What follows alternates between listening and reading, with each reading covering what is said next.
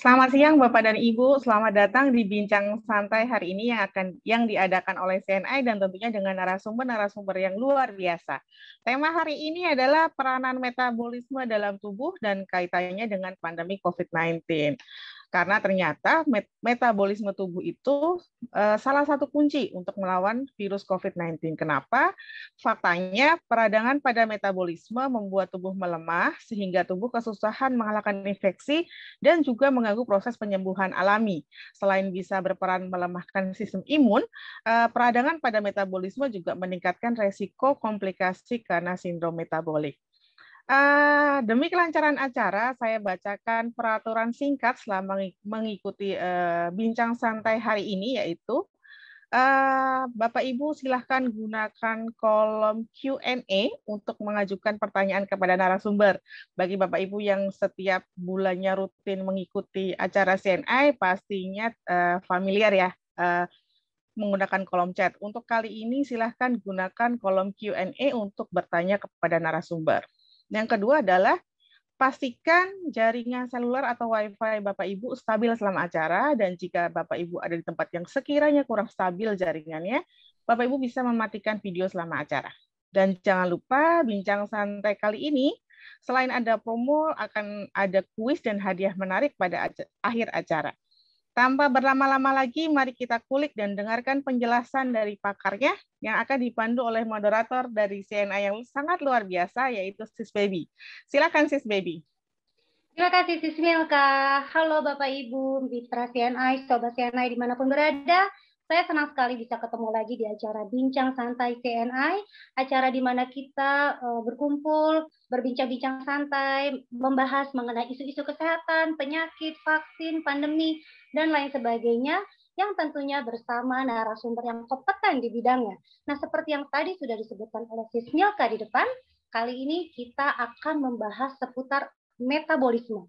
Apa itu metabolisme? Apa itu sindrom metabolik? Apa itu peradangan yang disebabkan oleh metabolisme yang tidak lancar? Dan bagaimana pengaruhnya terhadap virus COVID-19? Nah, untuk mengulik dan membahas seputar metabolisme ini, sudah hadir di tengah kita seorang narasumber yang luar biasa. Beliau seorang dokter muda dan sekaligus edukator kesehatan yang sangat aktif membagikan pengetahuannya seputar penyakit, vaksin, dan lain sebagainya seputar kesehatan, tentunya di media sosialnya. Buat Bapak Ibu mitra CNI atau netizen yang biasa berselancar di media sosial, pasti tidak asing lagi dengan sosok beliau, Dr. Samuel Sembiring. Selamat siang, Dok. Selamat siang, Mbak. Iya, Bapak Ibu mitra CNI, Sobat CNI, sebelum kita memulai, kita kenalan dulu nih ya sama Dr. Sam ya, panggilannya ya, Dok ya. Iya, betul, Pak. Baik, saya bacakan dulu secara singkat profil Dr. Samuel Sembiring. Dr. Samuel Polakarta Sembiring lahir di Medan pada tanggal 21 April tahun 1991. Dr. Sam lulus dari Fakultas Kedokteran Universitas Sumatera Utara pada tahun 2015.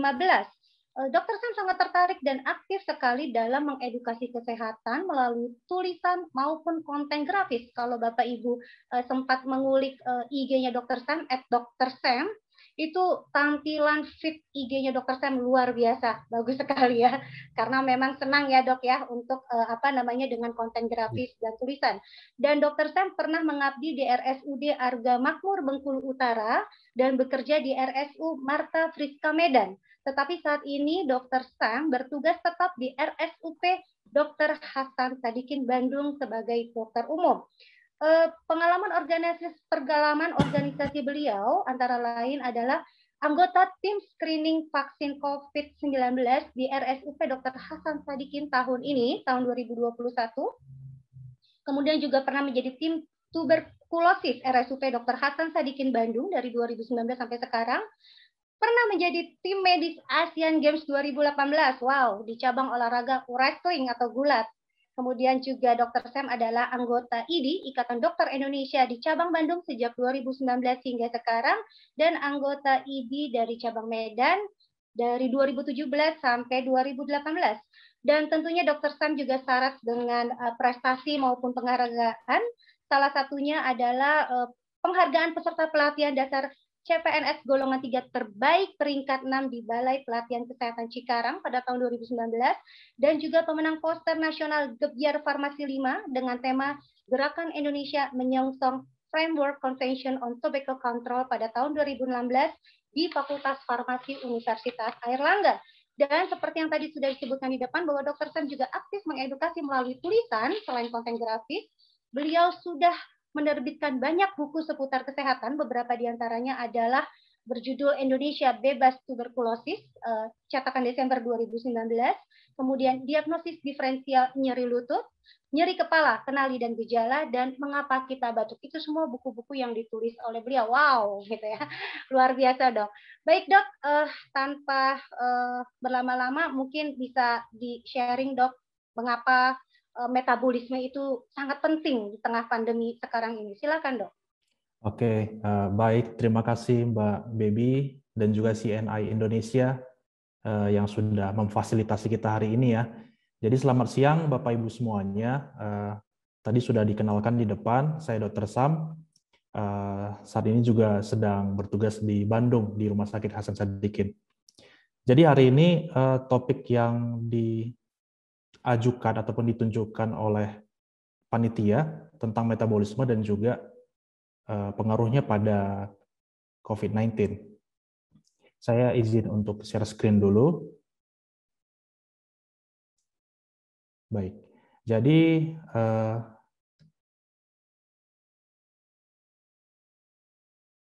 jadi sebenarnya topik metabolisme ini sangat rumit ya untuk dibahas karena kami sebagai dokter dulunya waktu mahasiswa atau kuliah, pembahasan tentang metabolisme ini sangat menjelimet gitu. Jadi banyak sekali rumit gitu. Topiknya sangat luas dan jam pelajarannya juga sangat banyak. Tapi sebetulnya ini sangat penting. Jadi memang perlu sekali kalau kita bahas juga ya. Karena selama ini jarang banget dibahas tentang metabolisme. Untuk kali ini saya akan coba menjelaskannya secara sederhana, pelan-pelan supaya kita semua bisa sama-sama paham tentang metabolisme, lalu apakah ada kaitannya dengan COVID atau tidak, kalau memang ada, pengaruhnya bagaimana, dan sebagainya. Untuk mengawali topik hari ini, saya mau mengajak kita dulu untuk tahu dulu apa itu metabolisme ya. Jadi secara sederhana sebetulnya metabolisme itu adalah bagaimana tubuh kita memproses semua zat gizi dari makanan lalu diubah menjadi energi supaya nanti kita bisa beraktivitas. Makanan apa aja gitu. Jadi terserah makanan apa aja, yang penting zat gizinya bisa diserap. Nah, proses pengolahan ini disebut metabolisme.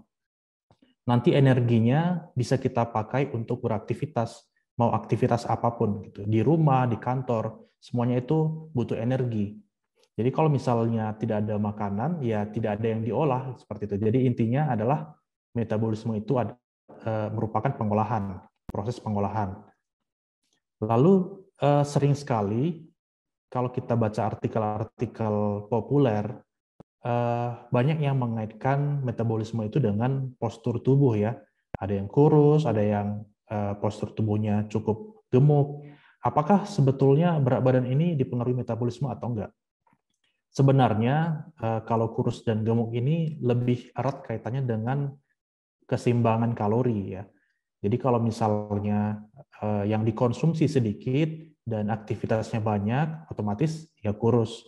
Kalau misalnya gemuk, berarti asupannya banyak, tapi kegiatan aktivitasnya sedikit. Jadi keseimbangan. Jadi yang masuk banyak, yang keluar sedikit, seperti itu. Apakah ada kaitannya dengan metabolisme? Sebetulnya ada, tapi mungkin tidak terlalu signifikan sebetulnya kalau untuk orang sehat. Nanti akan kita bahas lebih lanjut. Untuk lebih memastikan kita lebih paham lagi, metabolisme ini bisa kita ibaratkan seperti mesin kendaraan ya. Jadi mesin misalnya mobil atau kendaraan sepeda motor butuh bensin supaya mesinnya nanti bisa menggerakkan kendaraan ini. Jadi kalau misalnya nggak ada bensin ya otomatis kendaraan ini nggak jalan gitu. Jadi ibaratnya metabolisme itu ibarat mesin kendaraan. Jadi kita butuh banget metabolisme.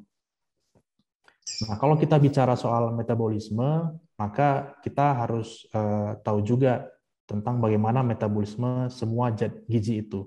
Yang paling sering dibahas itu gula, lemak, dan protein biasanya ya. Tapi yang paling erat kaitannya dengan COVID biasanya itu gula dan juga lemak. Jadi kita akan bahas di sini. Ini secara sederhananya, metabolisme gula itu seperti ini. Jadi ada makanan, misalnya nasi ya. Nasi ini kan gula ya, glukosa ataupun karbohidrat, ataupun gula sederhana namanya. Kemudian ada roti ataupun gula, ataupun mungkin makanan-makanan lain yang sifatnya manis. Nah, semua itu kita konsumsi, lalu masuk ke lambung sampai ke usus. Biasanya di lambung dan usus sudah mulai penyerapan. Gula-gula ini atau glukosa ini akan diserap itu untuk dipakai energi gitu. Jadi itu sebagai bensin kita gitu. Bensin untuk bisa beraktivitas ya. Tapi biasanya akan ada kelebihan biasanya ya. Kalau misalnya kita makannya banyak akan ada kelebihan. Nah, kelebihan itu akan kita simpan. Tapi kalau misalnya yang kita konsumsi sedikit, maka otomatis untuk mencukupkan kebutuhan energi, simpanan atau cadangan gula akan dipakai. Jadi kalau misalnya lebih nanti akan disimpan sebagai cadangan energi. Namanya glikogen. Ini nggak harus dihafal banget ya, yang penting sekedar tahu aja glikogen ini. Jadi kalau kita lihat secara kerucut ya, lebih kecil lagi ke level sel. Jadi ini ada sel manusia, sel tubuh. Jadi sel itu banyak sekali jenisnya. Ada sel misalnya sel darah, kemudian sel ginjal, sel otot, sel rambut, sel jantung. Jadi banyak sekali sel. Nah, prinsipnya sebenarnya sel itu ada membrannya dan di dalamnya ada semacam mesin lah ya, mesin untuk membentuk energi seperti mesin kendaraan tadi. Nah, jadi kalau metabolisme gula itu, ini gula ya, glukosa. Nah, lalu ada insulin. Kalau misalnya Bapak Ibu yang punya diabetes mellitus ataupun kerabatnya punya DM, pasti pernah dengar insulin ya. Insulin ini sebetulnya bentuknya nggak seperti ini, tapi hanya ilustrasi aja. Karena insulin ini seperti bertindak sebagai ini kunci gitu ya. Jadi insulin ini akan membuka kunci supaya nanti glukosa ini, gula-gula ini akan masuk ke dalam sel. Kalau nggak ada insulin, otomatis pintu ini nggak akan terbuka, pintu untuk gula ini. Jadi harus ada insulin, dia akan membuka, kemudian glukosa akan masuk ke dalam semua sel. Jadi untuk apa? Karena glukosa ini akan sebagai bahan bakarnya energi gitu. Untuk bisa beraktivitas, kita butuh ini. Kemudian kalau misalnya memang sudah cukup, sisa ataupun kelebihannya akan disimpan sebagai glikogen, biasanya di sel hati ataupun di sel otot akan disimpan. Nanti kalau misalnya kita butuh, akan dipecah lagi dari sana gitu. Atau mungkin kita sedang puasa ataupun telat makan, kita butuh energi, cadangan gula yang di sel hati dan otot akan dipakai. Kemudian tadi itu kita bahas normalnya. Sekarang kita bahas yang ada kelainannya, yaitu biasanya diabetes mellitus. Nah, diabetes mellitus itu kan biasanya kadar gulanya banyak ya di dalam darah. Kenapa? Karena biasanya insulinnya tidak bekerja dengan optimal. Insulinnya hilang, yang kuncinya tadi itu hilang. Jadi tidak terbuka nih pintunya. Tidak ada kunci yang membuka. Jadi otomatis gula di luar sel itu banyak sekali. Di darah itu banyak sekali. Kuncinya kemana? Biasanya kuncinya kurang, ataupun kuncinya itu tidak bekerja dengan baik. Bisa jadi sebetulnya kuncinya banyak, insulinnya banyak, tapi lelah gitu. Jadi dia tidak bekerja dengan baik. Otomatis banyak gula di luar sel ataupun di dalam darah yang nggak masuk ke dalam sel. Sehingga ini yang menyebabkan kalau kita yang penderita DM, kita periksa darah, ternyata gulanya tinggi. Biasanya seperti ini. Kemudian di dalam sel, karena nggak kedapatan gula, mereka kasih sinyal nih ke tubuh bahwa mereka kelaparan. Waduh, kita kurang glukosa nih, kita kurang gula. Jadi otomatis tubuh akan berupaya memecah simpanan di otot dan hati tadi. dipecah jadi glukosa. Kemudian karena insulin juga nggak ada, otomatis yang kelebihan di sini, kelebihan di darah itu nggak disimpan di sel otot dan hati. Akhirnya makin banyak nih gula-gula di darah, di luar sel makin banyak. Sementara sel itu kelaparan karena kurang gula. Kemudian kita bahas yang lemak, tadi sudah gula ya. Prinsipnya sama aja, yaitu apapun yang kita makan, kemudian masuk ke pencernaan akan dicerna. Nanti lemak-lemak ini akan dicerna juga, dipecah menjadi bentuk yang lebih kecil, dan itu akan dipakai untuk energi juga. Fungsi lemak itu banyak sekali, jadi kita nggak boleh juga membatasi lemak sampai benar-benar nggak ada, karena fungsinya cukup banyak. Untuk energi, kemudian untuk transport vitamin. Kalau nggak ada lemak, vitamin nggak ada berguna juga gitu. Jadi butuh juga lemak. Kelebihannya nanti akan disimpan jadi cadangan energi ataupun sel lemak. Jadi makanya orang yang berpostur gemuk biasanya banyak cadangan lemaknya. Nah, ini adalah gangguan metabolik untuk yang obesitas, gangguan metabolisme lemak. Kalau diabetes mellitus itu yang metabolisme gula. Nah, untuk yang obesitas ini kenapa bisa terjadi demikian? Karena kalori yang masuk ataupun makanan yang kita konsumsi itu lebih banyak daripada yang keluar. Bisa kita sederhanakan banyak makan tapi aktivitas sedikit gitu.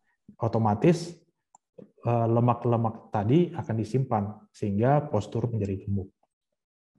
Kemudian sindrom metabolik. Nah, ini menarik karena berbeda dengan penyakit-penyakit pada umumnya. Kalau penyakit lain kan untuk mendiagnosisnya kita perlu periksa darah, kemudian pemeriksaan apapun itu gitu. Tapi kalau sindrom metabolik sama seperti sindrom lainnya, biasanya hanya butuh kriteria aja. Ada 5 kriteria. Jadi kalau ada 3 dari 5 ini aja terpenuhi, maka kita bisa sebut sindrom metabolik. Ada obesitas, kemudian trigliserida yang tinggi, HDL-nya rendah, hipertensi ataupun hiperglikemi. Hiperglikemi ini sama dengan kadar gula yang tinggi dalam darah, atau bisa kita sebut diabetes mellitus juga. Kemudian kenapa ini penting? Karena sindrom metabolik ini biasanya cenderung akan mendapat gejala berat saat terkena COVID. Dan juga ini bisa mengantarkan ke penyakit-penyakit yang lain ya, banyak sekali gitu. Nah, berikutnya saya akan bahas soal laju metabolisme tubuh. Laju ini artinya kecepatan ya, lambat atau cepat. Laju metabolisme tubuh. Saya yakin Bapak Ibu semua pasti pernah dengar istilah metabolisme yang cepat ataupun yang lambat ya. Nah, jadi akan kita bahas di sini. Tapi sebelum membahas itu, saya mau singgung dulu soal basal metabolic rate atau biasanya kita singkat BMR ya, BMR. Jadi BMR ini laju saat melakukan aktivitas biasa. Jadi setiap orang itu BMR-nya beda-beda. Saya dan juga Bapak Ibu itu BMR-nya beda-beda. Contohnya misalkan anggaplah saya BMR-nya itu 1.400 kalori per hari gitu. Biasanya ada rentangnya 1.400 sampai 1.500 kilokalori per hari. Kemudian orang lain ada yang mungkin 2.000 per harinya. Jadi beda-beda.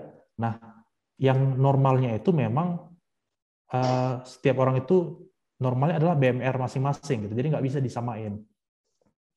Jadi kesimpulannya memang laju metabolisme basal setiap orang berbeda-beda. Kapan kita katakan meningkat ataupun menurun? Kalau misalnya laju metabolisme lebih cepat dibanding BMR, kita sebut cepat. Kalau misalnya lebih lambat, maka lebih lambat. Itu tergantung BMR masing-masing. Cepat atau lambat, metabolisme yang mana yang lebih baik? Sebetulnya nggak ada ukuran ya. Jadi sejauh ini nggak ada patokan bahwa yang cepat itu bagaimana, yang normal bagaimana, lambat itu bagaimana gitu. Nggak ada patokannya. Yang namanya metabolisme tubuh harian itu kan jumlah kalori per hari. Jadi itu maksudnya berapa yang kita habiskan untuk satu hari untuk beraktivitas. Kalau misalnya metabolisme cepat, biasanya itu energinya lebih banyak dari biasanya gitu. Penggunaan energi lebih banyak dari BMR. Jadi biasanya itu kalau kita olahraga, otomatis kebutuhan energi makin banyak. Nah, biasanya itu metabolisme cepat. Sementara kalau yang lambat, penggunaan energinya lebih sedikit dari biasanya. Apa yang membuat semakin cepat metabolisme? Yang pertama, olahraga sudah pasti ya. Kalau misalnya kita olahraga, metabolisme makin cepat. Kemudian massa otot yang banyak. Orang-orang yang suka nge-gym, yang ototnya banyak, itu laju metabolisme juga semakin cepat dibanding yang nggak ada ototnya ataupun ini sedikit. Kemudian pria lebih banyak, maksudnya laju metabolisme lebih tinggi dibanding wanita. Usia muda juga. Kemudian satu lagi yaitu penyakit. Penyakit juga metabolisme makin cepat. Contohnya seperti infeksi TBC ataupun kanker. Nah, kanker ataupun TBC itu kan kurus banget ya. Itu gara-gara metabolisme mereka tuh cepat banget. Jadi makan banyak, tapi tetap aja kurus gitu. Sudah makan banyak, nggak gemuk-gemuk karena metabolismenya cepat, metabolismenya. Lalu kalau lambat, yang membuat metabolisme lambat adalah usia tua biasanya. Semakin tua usia, metabolisme juga akan menurun. Massa otot yang rendah dan juga wanita biasanya lebih rendah metabolisme daripada laki-laki. Dan satu lagi biasanya diet yang terlalu ketat itu juga menyebabkan metabolisme yang lebih rendah dari BMR biasanya.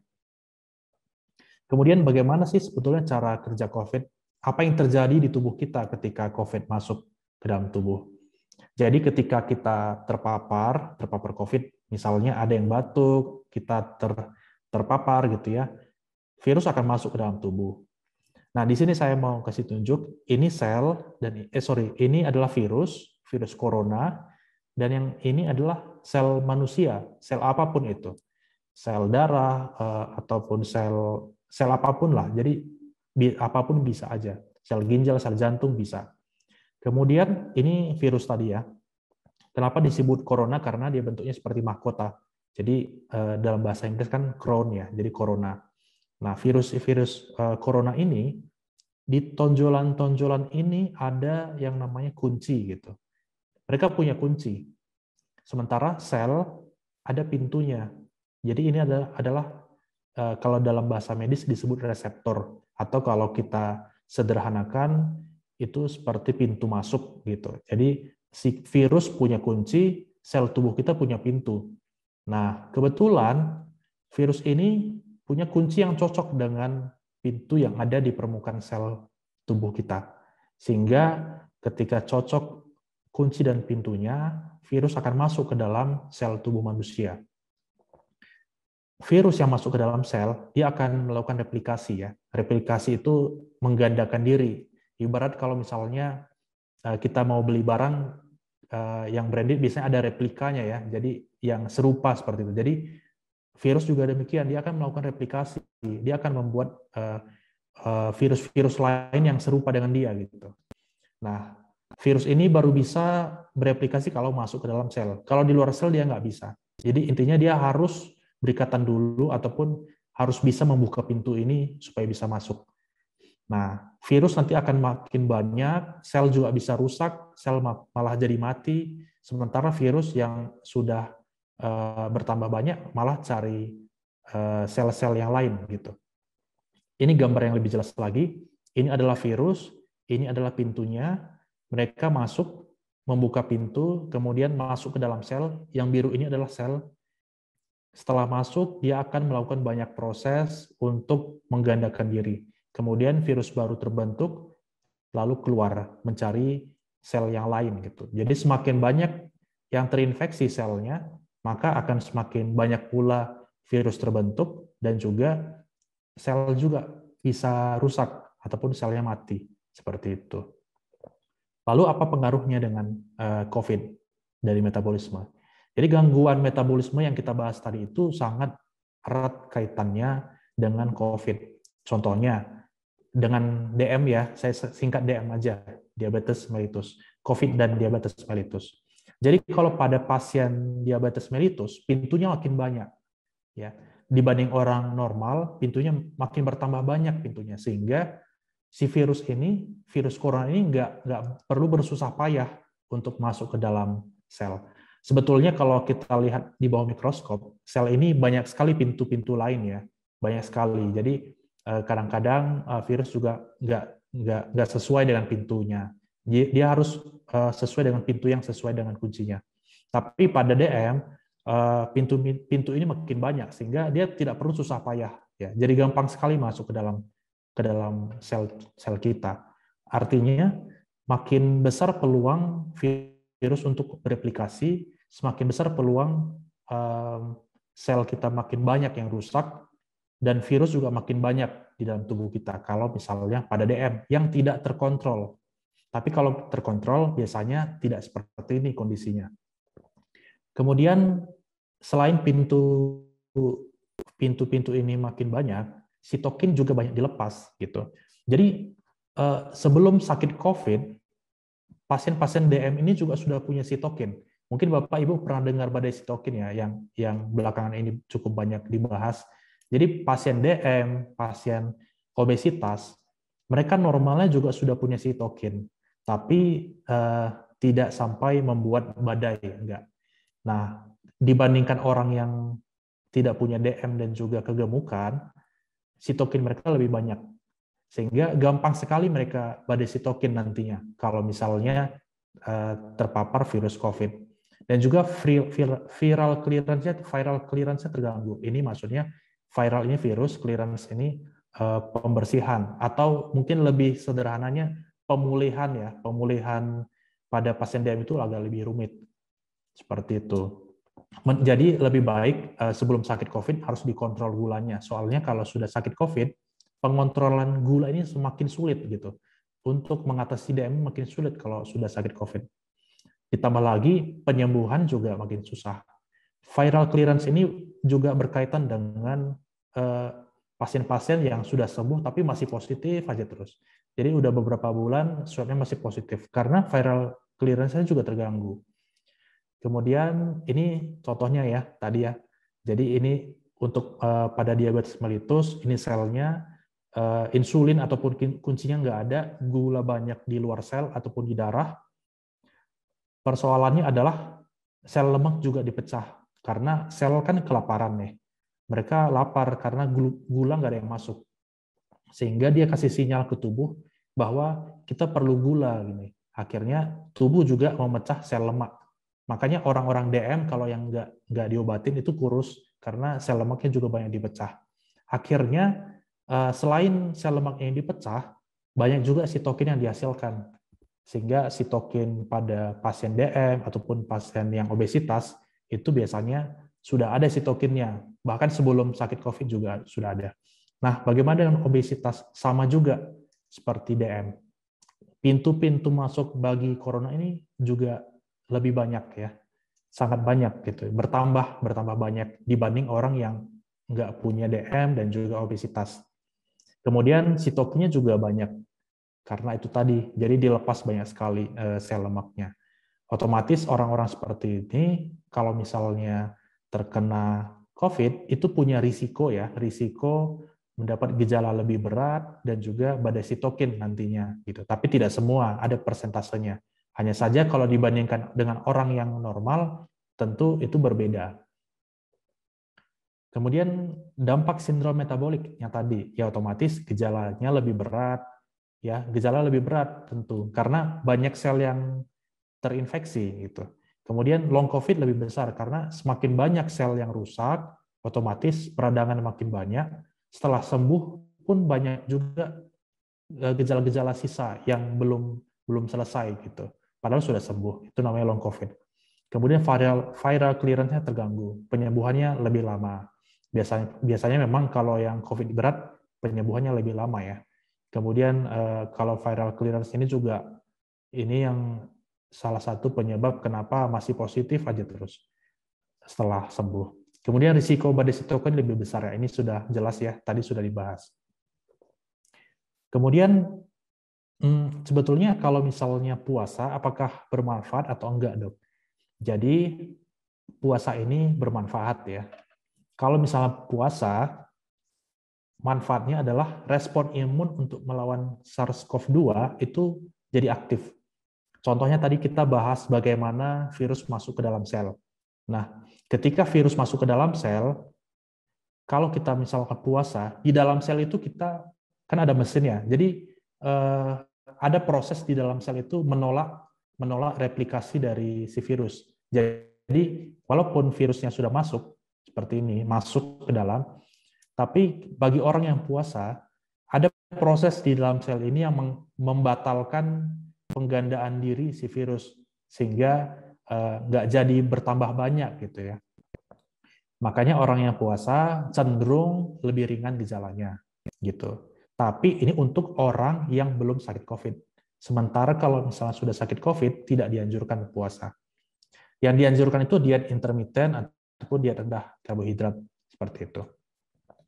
Contoh-contoh diet intermiten itu ada yang ini ya, mungkin beberapa dari kita sudah ada yang tahu, ada yang diet 16/8, maksudnya ini makan 8 jam, puasanya 16 jam. Contoh misalnya, kita mulai makan jam 10 pagi sampai jam 6 sore, itu kan 8 jam ya. Nah, kita boleh makan apapun gitu. Itu diet intermittent. Sama seperti prinsipnya seperti diet OCD yang diet Deddy Corbuzier ya. Jadi makannya bebas tapi nanti puasanya 16 jam gitu ya.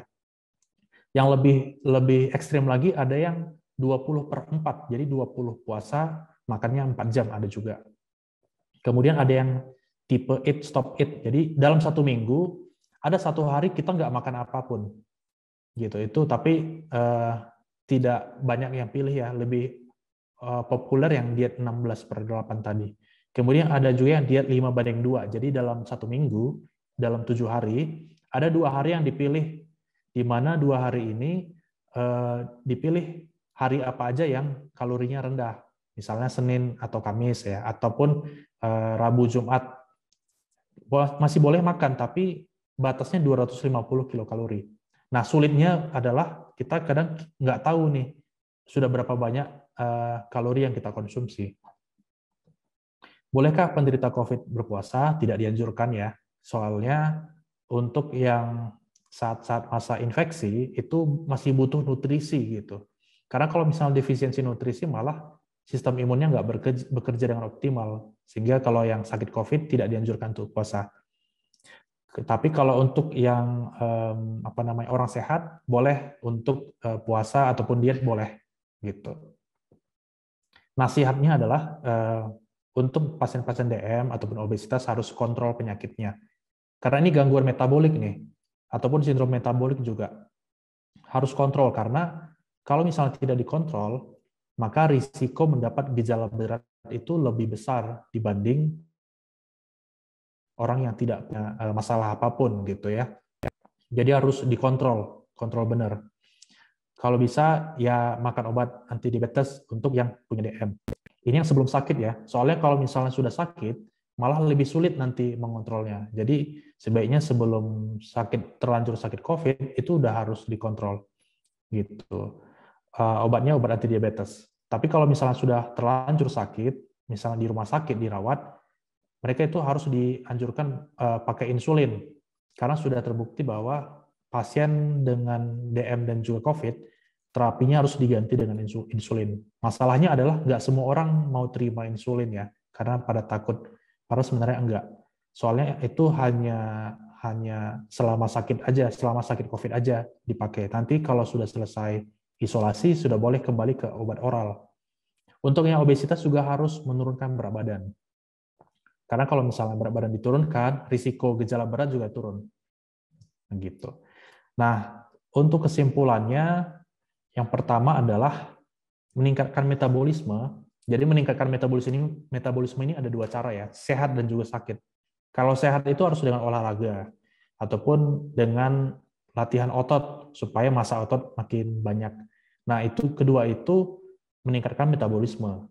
Dan itu baik, karena bisa mengurangi berat badan, gitu ya, meningkatkan sensitivitas insulin, dan banyak macam-macamnya. Tapi kalau misalnya meningkatkan metabolisme dengan cara sakit, misalnya contohnya sakit demam juga membuat metabolisme meningkat, terinfeksi tuberkulosis juga, kanker juga, gitu ya. Itu walaupun metabolismenya meningkat, tapi itu kan nggak sesuai dengan pernyataan kalimat kita. Jadi kalau misalnya kita meningkatkan metabolisme dengan cara berolahraga, maka kita bisa mencegah COVID bergejala berat. Gitu. Kalau mencegah COVID-nya harus dengan protokol kesehatan. Untuk mencegah gejala beratnya harus tingkatkan metabolisme, yaitu dengan olahraga. Kemudian diet yang dianjurkan, salah satunya diet intermittent ataupun diet boleh juga diet yang rendah karbohidrat. Itu bisa untuk mencegah DM, mengurangi berat badan juga bisa, mencegah sindrom metabolik juga bisa. Nah, kemudian penderita penyakit metabolik, diabetes mellitus dan juga obesitas, ini sudah dijelasin ya, berpotensi mendapat gejala berat ketika terinfeksi COVID-19. Selain gejala berat, bisa juga potensinya dirawat di ICU lebih besar, ada sekitar beberapa persen tuh lebih tinggi dibanding orang yang tidak punya komorbid DM dan juga obesitas. Kemudian risiko long COVID juga lebih besar dan juga banyak risiko-risikonya, kematian juga lebih tinggi. Jadi itu intinya mengenai gangguan metabolik, yaitu tentang diabetes mellitus dan juga obesitas. Barangkali itu yang bisa saya sampaikan. Nanti kita bisa tanya jawab ataupun diskusi soal topik hari ini. Sekian dari saya kembalikan ke Mbak Baby. Terima kasih Dr. Sam. Tahan dulu ya Bapak Ibu pertanyaannya, nanti kita akan ajukan di akhir acara. Tapi sebelum kita lanjut ke acara berikutnya, ada beberapa hal yang ingin saya tanyakan nih Dok ya.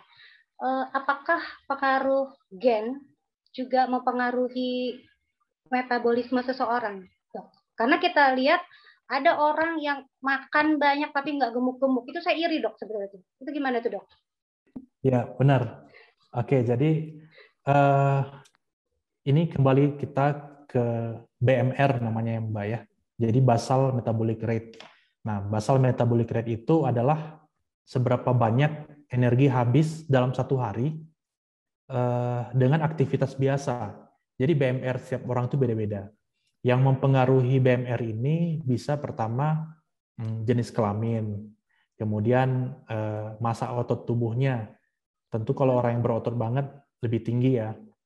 Kemudian keturunan, genetik juga. Jadi ada yang memang genetiknya membuat BMR-nya lebih tinggi. Jadi banyak sekali ya faktor-faktor yang mempengaruhi gitu. Jadi hanya genetik saja juga nggak bisa mempengaruhi cepat lambatnya BMR. Tapi kombinasi dari beberapa faktor itu bisa menghasilkan BMR yang lebih tinggi pada satu orang dibanding yang lain seperti itu. Itu aja sih. Jadi kalau kita makan banyak terus nggak gemuk-gemuk itu sebetulnya perlu disyukuri atau diwaspadai justru itu Dok? Sebetulnya kalau ada yang seperti itu memang harus dicari tahu juga ya, karena nggak semuanya normal ya. Jadi harus ditelusuri dulu apakah kemungkinan ada kemungkinan lain, kemungkinan penyebab penyakit. Kalau misalnya nggak ada berarti mungkin itu normalnya seperti itu gitu. BMR-nya memang cukup tinggi. Seperti itu. Baik, Dok. Lalu mengenai insulin tadi, Dok, tadi sebetulnya apa yang menyebabkan insulin itu bisa tidak bekerja dengan semestinya seperti yang tadi dipaparkan oleh dokter, sehingga gula-gulanya tuh nggak bisa masuk ke dalam sel? Apa yang membuat insulin itu ngambek atau nggak kerja itu, Dok? Oke, jadi inilah dia mekanisme kenapa seseorang bisa diabetes mellitus tipe 2 ya. Kalau tipe 1 beda lagi. Kalau tipe 1 memang dari lahir dia nggak punya insulin. Gitu. Kalau tipe 2, biasanya orang dewasa nih. Jadi contohnya, insulin ini kan tugasnya ketika ada gula, dia membuka pintu kunci dari sel untuk masuk gula-gulanya. Tapi kadang terjadi kelebihan gula gitu ya. Kelebihan gula. Baru aja makan udah minum lagi minum yang manis-manis, kemudian terus-menerus seperti itu. Jadi sensitivitas insulinnya jadi lama-lama berkurang gitu Mbak. Jadi kelelahan. Jadi kalau misalnya kinerja insulin ini terus-menerus dipaksa, istilahnya bahasanya seperti itu ya. Jadi kelelahan, fatigue, ataupun resisten insulinnya. Makanya itu bisa menyebabkan nantinya DM tipe 2, seperti itu. Oh, jadi karena insulinnya dipaksa terus push kerja keras, dia jadi ngambek, jadi malah nggak berfungsi dengan semestinya ya dok ya? Iya, Begitu kurang ya, lebih kurang seperti lebih ya itu. dok ya, Ya, analoginya seperti itu. analoginya seperti itu. Analoginya seperti itu. Jadi jangan terlalu nge-push diri kita juga ya Bapak Ibu ya, untuk supaya, karena yang terlalu itu tidak baik ya dok ya. Oke. Benar. Terus saya tertarik dengan diet intermittent yang tadi Dr. Sam paparkan. Sebetulnya ada nggak syarat atau siapa saja yang boleh melakukan diet intermittent ini? Mengingat saya tidak tahu ya, apakah ini juga kan kadang-kadang untuk kita di satu sisi melakukan diet intermittent, kemudian di satu sisi ada yang bilang tidak baik, gizi seimbang, seharusnya seperti itu. Nah, tapi kalau memang ternyata secara penelitian memang ini baik ya, apalagi untuk metabolisme ini, siapa saja dok yang sebetulnya boleh atau dianjurkan melakukan diet intermittent? Oke, jadi saya juga pernah ditanya soal itu. Karena dulu pernah ada webinar juga ya tentang diet intermittent. Jadi dulu pernah ada yang nanya, kalau misalnya saya punya sakit lambung, apakah cocok dengan diet intermittent nggak dok? Gitu. Lalu ada penyakit-penyakit yang lain juga ditanyakan. Jadi sebetulnya diet intermittent ini cocok sebetulnya dengan siapa aja. Boleh, jadi nggak ada larangan tertentu. Hanya saja untuk orang yang misalnya punya infeksi akut, misalnya tuberkulosis itu nggak boleh. Kemudian ada masalah-masalah jantung yang memang punya gejala ya, tapi yang bukan stabil, yang punya gejala itu tidak boleh. Tapi secara umum sebetulnya diet intermittent ini boleh untuk siapa aja gitu, Mbak. Selama kita mampu menjalankannya gitu. Itu aja sih. Apalagi yang paling sering itu ditanya mengenai masalah lambung, itu sangat boleh, nggak masalah. Diet intermittent cocok. Apakah ada kondisi tertentu yang memang sebaiknya melakukan diet intermittent, dok? Ada kondisi-kondisi tertentu apa ya?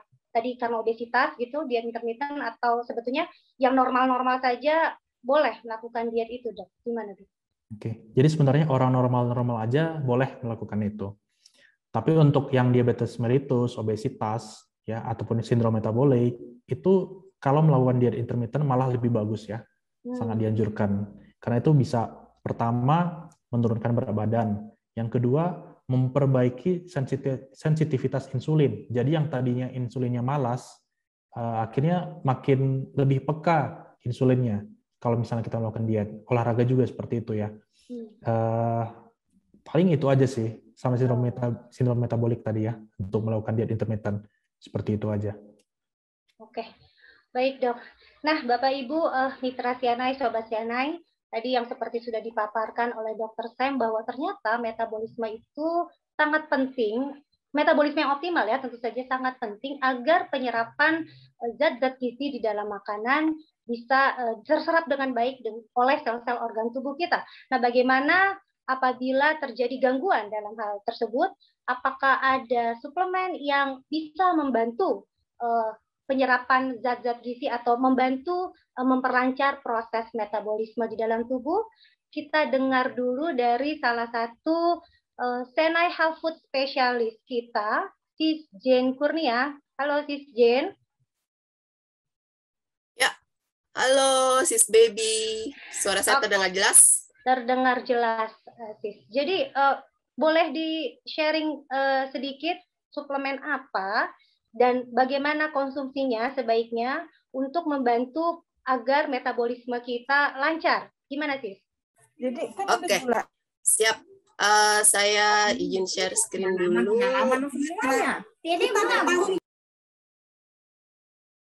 Oke, kelihatan ya.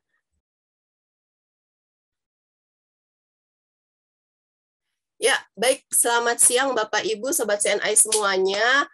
Senang sekali bisa bertemu kembali ya, walaupun masih secara virtual, walaupun yang kali ini saya juga tidak bisa melihat wajah Bapak Ibu Sobat CNI semua, tapi saya yakin Bapak Ibu semua tetap semangat dalam menyaksikan acara Bincang Santai CNI siang hari ini. Dan kali ini saya akan sharing mengenai produk-produk CNI apa saja yang sangat bisa membantu dalam mendapatkan metabolisme yang optimal. Nah, seperti tadi yang sudah disampaikan oleh Dr. Sam mengenai metabolisme, jadi intinya itu adalah sebuah proses untuk mendapatkan energi ya, supaya kita mendapatkan energi untuk beraktivitas sehari-hari. Nah, metabolisme itu sendiri diatur oleh hormon dan dipercepat oleh enzim. Jadi enzim ini bekerja sebagai katalisator, jadi untuk mempercepat si proses metabolismenya. Nah, enzim itu apa? Kalau Bapak Ibu Sobat CNI masih ingat pelajaran waktu SD, itu ada istilah apa ya, yang belakangnya suka ase-ase itu ya, seperti lipase, kemudian ada protease dan amilase. Nah, itu adalah contoh-contoh enzim. Nah, enzim ini ternyata adalah biomolekul berupa protein yang berfungsi sebagai katalis. Jadi dia mempercepat jalannya sebuah proses metabolisme. Nah, jadi kalau diibaratkan, enzim itu adalah ibaratnya sebagai pekerja ya. Nah, makanan, kemudian suplemen, vitamin, pokoknya apapun yang masuk ke dalam tubuh itu diibaratkan sebagai materialnya. Jadi kalau Bapak Ibu Sobat CNI semua membayangkan lagi renovasi rumah, lagi bangun rumah, nah pekerjanya harus ada ya kan. Terus bahan-bahan bakunya juga harus ada dong, harus ada semen, pasir, kayu, ya batu bata. Nah, bayangkan kalau Bapak Ibu Sobat CNI sudah membeli semua bahan bakunya, materialnya, tapi tidak ada pekerjanya, apakah rumahnya akan jadi? Nggak mungkin ya, kecuali kalau Bapak Ibu Sobat CNI bisa memiliki kemampuan untuk menyulap, nah itu kan nggak mungkin ya. Nah, makanya kenapa diibaratkan sebagai pekerja si enzim ini.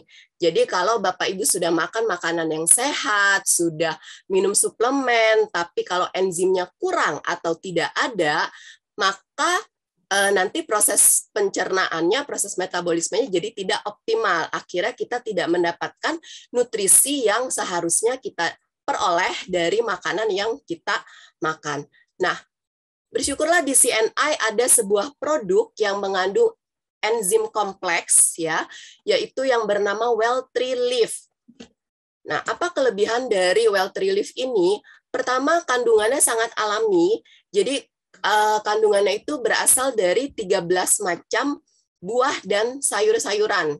Ya, dan ini yang membedakan dengan produk kompetitor yang ada di luaran, di mana kalau produk kompetitor itu mengandung enzimnya yang sintetik ya, umumnya adalah sintetik seperti lipase, amilase atau protease. Oke, selain itu teknologi yang digunakan juga sudah paten ya, yaitu MANEP teknologi, di mana teknologi MANEP ini digunakan untuk meningkatkan aktivitas enzim yang ada di dalam sayur dan buah-buahan yang digunakan oleh Well-Tree Leaf. Nah, selain teknologi MANEP, ada lagi teknologi terbaru yaitu NuFit, Nutrient and Function Improvement Technology, di mana teknologi NuFit ini memiliki manfaat untuk mengurangi faktor antinutrisi. Jadi, kalau dari sayur dan buah-buahan itu ada bahan baku yang memiliki antinutrisi, jadi ada zat-zat yang tidak dibutuhkan, maka itu akan dieliminasi sehingga jumlah dan ketersediaan nutrisinya juga lebih meningkat. Oke, dan ini adalah hasil penelitian yang dilakukan terhadap Well-Tree Leaf, di mana memiliki aktivitas enzim, antiinflamasi, fungsi baik untuk pencernaan yang semakin meningkat, termasuk dalam hal pertumbuhan probiotik atau bakteri baik yang ada di dalam usus. Nah, selain produk Well-Tree Leaf, tadi kalau di awal saya sempat menyebutkan bahwa enzim ini adalah berupa protein ya. Nah, makanya satu lagi ini produk yang tidak boleh dilupakan, yaitu CNI Sun Chlorella, salah satu produk CNI yang mengandung protein tinggi hingga 60%. Nah, ini adalah nutrisi lengkapnya, jadi selain ada asam aminonya, ada antioksidan, ada CGF atau Chlorella Growth Factor, ini yang membedakan produk CNI Sun Chlorella dengan produk lain yang ada di pasaran, yang sangat membantu dalam hal regenerasi sel.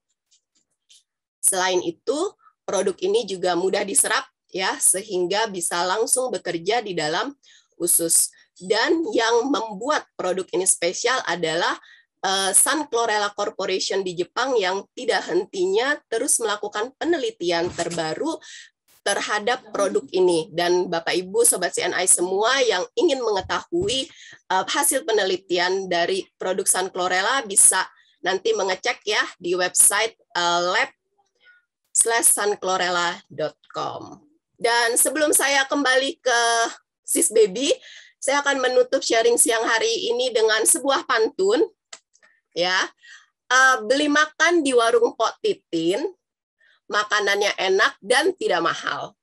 Yuk kita lawan COVID-19 dengan metabolisme yang optimal. Baik, sekian sharing dari saya. Terima kasih, Sis Baby. Terima kasih, Sis Jen. Nggak nyangka juga ya, ternyata selain apoteker, selain health food specialist, Sis Jen juga mahir membuat pantun ya, Sis Jen ya.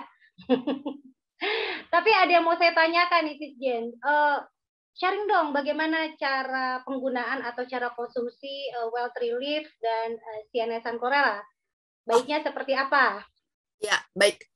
Well Relief itu sendiri karena kandungannya adalah enzim kompleks, jadi sangat disarankan diminum pertama kali. Jadi diminum 2 kali sehari sebelum sarapan dan sebelum tidur. Jadi sekali minum bisa 1 stick ya. Jadi dilarutkan dalam 100 ml air.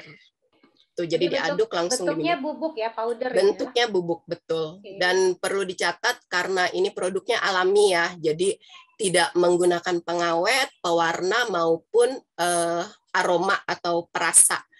Gitu. Jadi benar-benar rasa alami dari ekstrak sayur dan buah-buahannya. Nah, kalau CNI Sun Chlorella itu konsumsinya adalah untuk menjaga kesehatan bisa 5-10 tablet sehari diminum sebelum makan. Oke, usia ada rentang usia yang perbedaan, mungkin usia dewasa, usia anak, sebaiknya seperti apa? Kalau untuk usia, CNI Sun Chlorella ini sudah boleh diminum mulai dari usia 6 bulan ya, di mana sudah 6 bulan ke atas sudah bisa. Jadi karena kan kalau udah 6 bulan udah boleh mengenal ini ya, makanan selain ASI gitu. Jadi digerus mulai ya, 6 pastinya ya. Kenapa? Iya, digerus. Pasti kan belum bisa nelen tablet. Digerus, boleh dicampur air atau dicampur ke dalam ASI atau susu atau ke empasinya. Begitu, Mbak Be. Kalau Well Relief belum boleh nih, balita. Kalau Well Relief sebenarnya tidak masalah, tapi kalau memang benar-benar membutuhkan ya, maksudnya lebih diutamakan sih untuk anak. Kalau mulai dari anak, sebaiknya sih mulai dari 6 tahun ke atas untuk Well Relief. Tapi kalau di bawah usia itu ternyata memang membutuhkan enzim, suplementasi enzim, itu boleh diberikan, tidak masalah. Hanya jumlahnya dosisnya setengah dari orang dewasa, berarti setengah stick. Artinya 2 produk ini bisa dikonsumsi secara rutin tanpa harus ada keluhan ya, Sis Jen ya, kecuali betul. Yang di bawah usia tadi ya, 6 tahun untuk Well Relief apabila memang dibutuhkan. Begitu ya, Sis Jen ya. Ya. Baik, terima kasih Sis Jen atas sharingnya. Sama-sama. Bapak Ibu Mitra CNI, Sobat CNI, ini pertanyaan sudah banyak sekali masuk di kolom question and answer, masuk ke Japri saya, Japri host, tahan dulu, karena ada satu lagi narasumber kita yang akan sharing mengenai pengalamannya. Kalau mungkin Bapak Ibu yang rutin mengikuti webinar di luar Mitra CNI, kalau Mitra CNI pasti sudah kenal banget dengan sosok beliau. Tapi yang rutin mengikuti acara Bincang Santai CNI mungkin tahu sosok beliau, karena beliau adalah Head of Region CNI yang akan membagikan pengalaman before after-nya. Ternyata kalau penampakannya yang Bapak Ibu kenal, beliau ini langsing, awet muda, dulu nggak gitu loh. Kita dengar ya sharingnya oleh Bapak Imam Supriyadi. Halo Pak Imam. Halo Baby, ya. Apa kabar? Baik, Pak Imam. Nih, salam dulu dong. Assalamualaikum. Assalamualaikum warahmatullahi wabarakatuh, Pak Haji. Waalaikumsalam. Apa kabar? Kabar baik, luar biasa. Salam sehat. Sehat, salam sehat.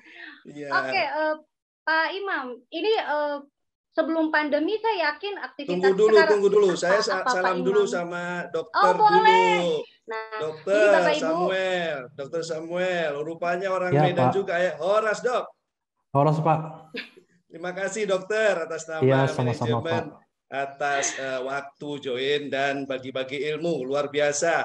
Dokter Terima kasih, muda Pak. bagi-bagi ilmu terus ya. Salam juga Iya, pada Pak. mitra-mitra CNI. Jaga protokol Ya. kesehatan. Ayo gimana? Dapat tugas apa nih, Baby? Biasanya saya bagian di belakang layar ini. iya, kali ini mungkin banyak mitra CNI atau Sobat CNI yang tidak tahu bahwa di balik tubuh langsing dan awet muda Pak Imam, ya, bahwa dulu ternyata tidak semenarik ini loh Bapak Ibu penampilannya. Boleh di-sharing gimana nih titik awal sampai akhirnya sekarang bisa langsing? Ayo Pak, silakan Pak. Ya, buka rahasia ya, tapi saya Ya. nggak melebihi ilmu dokter tadi. Teori sudah hebat dokter tadi. Saya sharing saja ke pengalaman pribadi ya. Boleh share screen ya sebentar ya. Boleh, silakan Pak. Oke, mudah-mudahan terlihat. Sudah terlihat ya? Sudah. Ya, intinya ini histori lah ya. 2009 saya mengambil kalimat setiap orang perlu menemukan momentum perbaikan dalam hidupnya. Ini saya pernah diliput 2009 oleh salah satu majalah kesehatan karena waktu itu saya diberikan tugas ada proyek CSR sebenarnya untuk men-sharingkan bagaimana CNI bisa bantu meningkatkan kualitas hidup, kira-kira begitulah. Akhirnya kita singkat cerita, kita kasih nama gaya hidup idaman. Wah, kan keren banget. Jadi kita cari apa faktor-faktor di dalam gaya hidup idaman. Pasti pola hidup sehat, bagaimana mengelola keluarga, keuangan, dan seterusnya.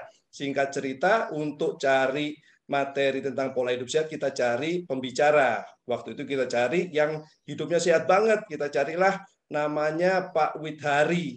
Rupanya saya kenal banget dengan nama ini, tapi saya ingat rupanya kakak kelas sendiri, tapi 11 tahun di atas saya di gizi lulusan gizi IPB dan ketemu dan saya tanya apa resepnya yang khas dari Mas Wid.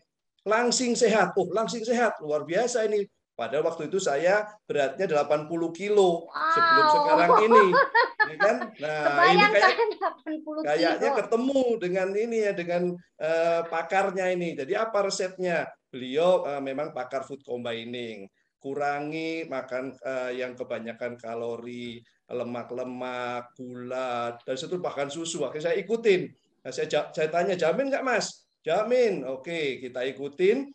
Akhirnya saya mengatur pola makan dan karena tiap bulan ketemu, maka singkat cerita dalam waktu 2 bulan saya turun 12 kilo. Jadi berat saya jadi 68,5, 69. Saya khawatir, wah ini kalau turun terus bagaimana? Tapi jawabannya kalau sudah mantep ini food combining bisa stabil ideal. Akhirnya saya teruskan dan saya senangnya karena food combining tidak anti suplemen, tidak anti sosial. Makan boleh, yang penting tobat nanti banyakin makan sayur dan buah. Itu yang resepnya. Dan saya akhirnya ketemu dengan teman waktu acara berikutnya. Pak Imam sakit? Enggak, sehat-sehat saja. Rupanya saya masuk ke kamar mandi, saya lihat baju saya kebesaran 2 nomor. Karena saya lupa ganti baju, lupa beli baju, jadi kelebihan 2 nomor. Setelah saya cari-cari, rupanya nomor saya udah turun 2 nomor jadi M, bukan XL lagi. Nah, sekarang saya ukuran baju M, ukuran celana 3233. Itulah cerita singkat saya mendapatkan momentum perbaikan. Judulnya di sini diliput perut buncit menjadi rata berkat food combining. Padahal maksudnya adalah menjadi langsing sehat. Itu singkat ceritanya. Nah, terus saya teruskan mencari apa namanya gaya hidup idaman. Itu adalah tentang pola pikir, tentang bagaimana mengelola stres dan seterusnya. Akhirnya saya menemukan teori setelah cukup lama tidak ketemu lagi dengan Pak Widhari. Saya mempunyai teori begini. Oh, rupanya pola yang diperbaiki adalah pola hidup sehat. Jadi saya membuat teori sistematis karena biasanya orang-orang kalau mau memperbaiki yang tadi disebutkan metabolisme oleh dokter, rupanya bukan hanya sekedar mengatur pola makan, bukan hanya langsung aktivitas, berarti harus diperbaiki bagaimana dia mau sehatnya. Akhirnya saya susun cara saya memikirkannya seperti ini, yaitu pola pikir sehat, pola makan sehat, pola aktivitas sehat, yaitu pola pikir mau benar sehat, memang mau sehat.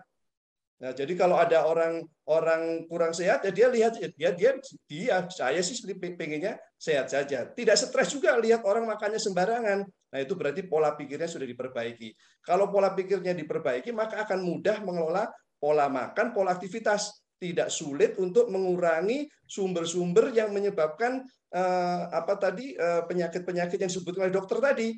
Sindrom-sindrom tadi akan mudah untuk mengelola itu. Diajak makan buah sayur, oke-oke saja. Ya, diajak hindari merokok, oke-oke saja. Karena apa? Pola pikirnya sudah sehat. Diajak olahraga, oke-oke saja. Dan ternyata olahraganya jangan sampai seperti atlet. Jalan sehat saja 30 menit sehari, berulang-ulang, diulang-ulang terus konsisten. Sehingga istirahatnya menjadi cukup. Nah, ini kalau diterapkan, ini merupakan satu kegiatan yang mengatur metabolisme. Betul yang disampaikan oleh dokter tadi. Ini teori sebenarnya sudah semua orang membuatnya, tapi tidak harus langsung diet, tidak langsung olahraga, tapi kita perbaiki secara sistematis. Inilah yang saya sebut dengan gaya atau pola hidup sehat. Hasilnya luar biasa, baby dokter. Saya menyebutnya hasilnya begini. Jadilah nikmatnya pola hidup sehat, karena pola hidup sehat itu tidak menderita. Ternyata pola hidup sehat itu nikmat kalau tahu tujuannya adalah ideal atau lengkap. Apa itu? Sehat, jauh dari sakit atau obat. Bonusnya 2, langsing dan awet muda. Itulah yang saya rasakan. Jadi saya mendefinisikan seperti ini, karena sehat itu sebenarnya bisa dimanipulasi kalau salah definisi. Maksudnya gimana? Sehat, rasanya sehat, tapi minum obat. Contohnya, lagi pusing, minum anti nyeri. Lagi demam, minum anti demam. Nah, banyak obat-obat yang menutupi penyebab sakitnya, itu berarti belum sehat. Harusnya sehat itu memang jauh dari sakit atau obat. Kalau diteruskan jadi pola hidup sehat, dapat bonus 2, langsing, dan kalau tidak sakit-sakit sebenarnya tidak cepat tua. Itu artinya awet muda. Itulah yang saya sebut sehat versi saya sendirilah. Itu kira-kira seperti itu. Nah, ini hasil yang saya nikmati sepanjang saya sekarang baru usia 51 tahun. Mudah-mudahan ini menjadi inspirasi. Rupanya sakit itu bisa dicegah asal kita mau benar-benar menempuh pola hidup sehat dan menikmati pola hidup sehat itu. Nah, jadilah ini ritual. Kalau ini lihat di IG saya muncul 2 hari yang lalu, konsistensi setiap bulan saya bilang gini, ayo kita hidup sehat. Nah, kalau saya sebutnya seperti ini ya, sehat, langsing, awet muda, sehingga jauh dari sakit ataupun obat. Nah, ini kegiatan mengontrol seperti tadi katakan oleh dokter, metabolisme itu perlu dicek juga. Ya, salah satunya yang lagi seru ini adalah tentang kandungan vitamin D3. Karena apa? Ternyata mempengaruhi metabolisme keseluruhan. Vitaminnya kuno, pengetahuannya baru, penelitiannya baru. Hal-hal seperti ini perlu kita lakukan supaya kita bisa memastikan bahwa sehat kita asli, tidak ditutup-tutupi, atau bahasa Medannya tidak kaleng-kaleng. Nah, terakhir tadi pagi di IG saya tulis begini untuk menyambut webinar ini ya. Karena ada olahraganya, cocok kata dokter tadi, untuk mempercepat metabolisme jangan pilih sakit, tapi pilihlah olahraga supaya bagus kesehatan kita. Metabolisme itu menyeluruh. Maka kata dokter ilmunya tidak cukup hanya 1 jam, itu bisa bersemester-semester.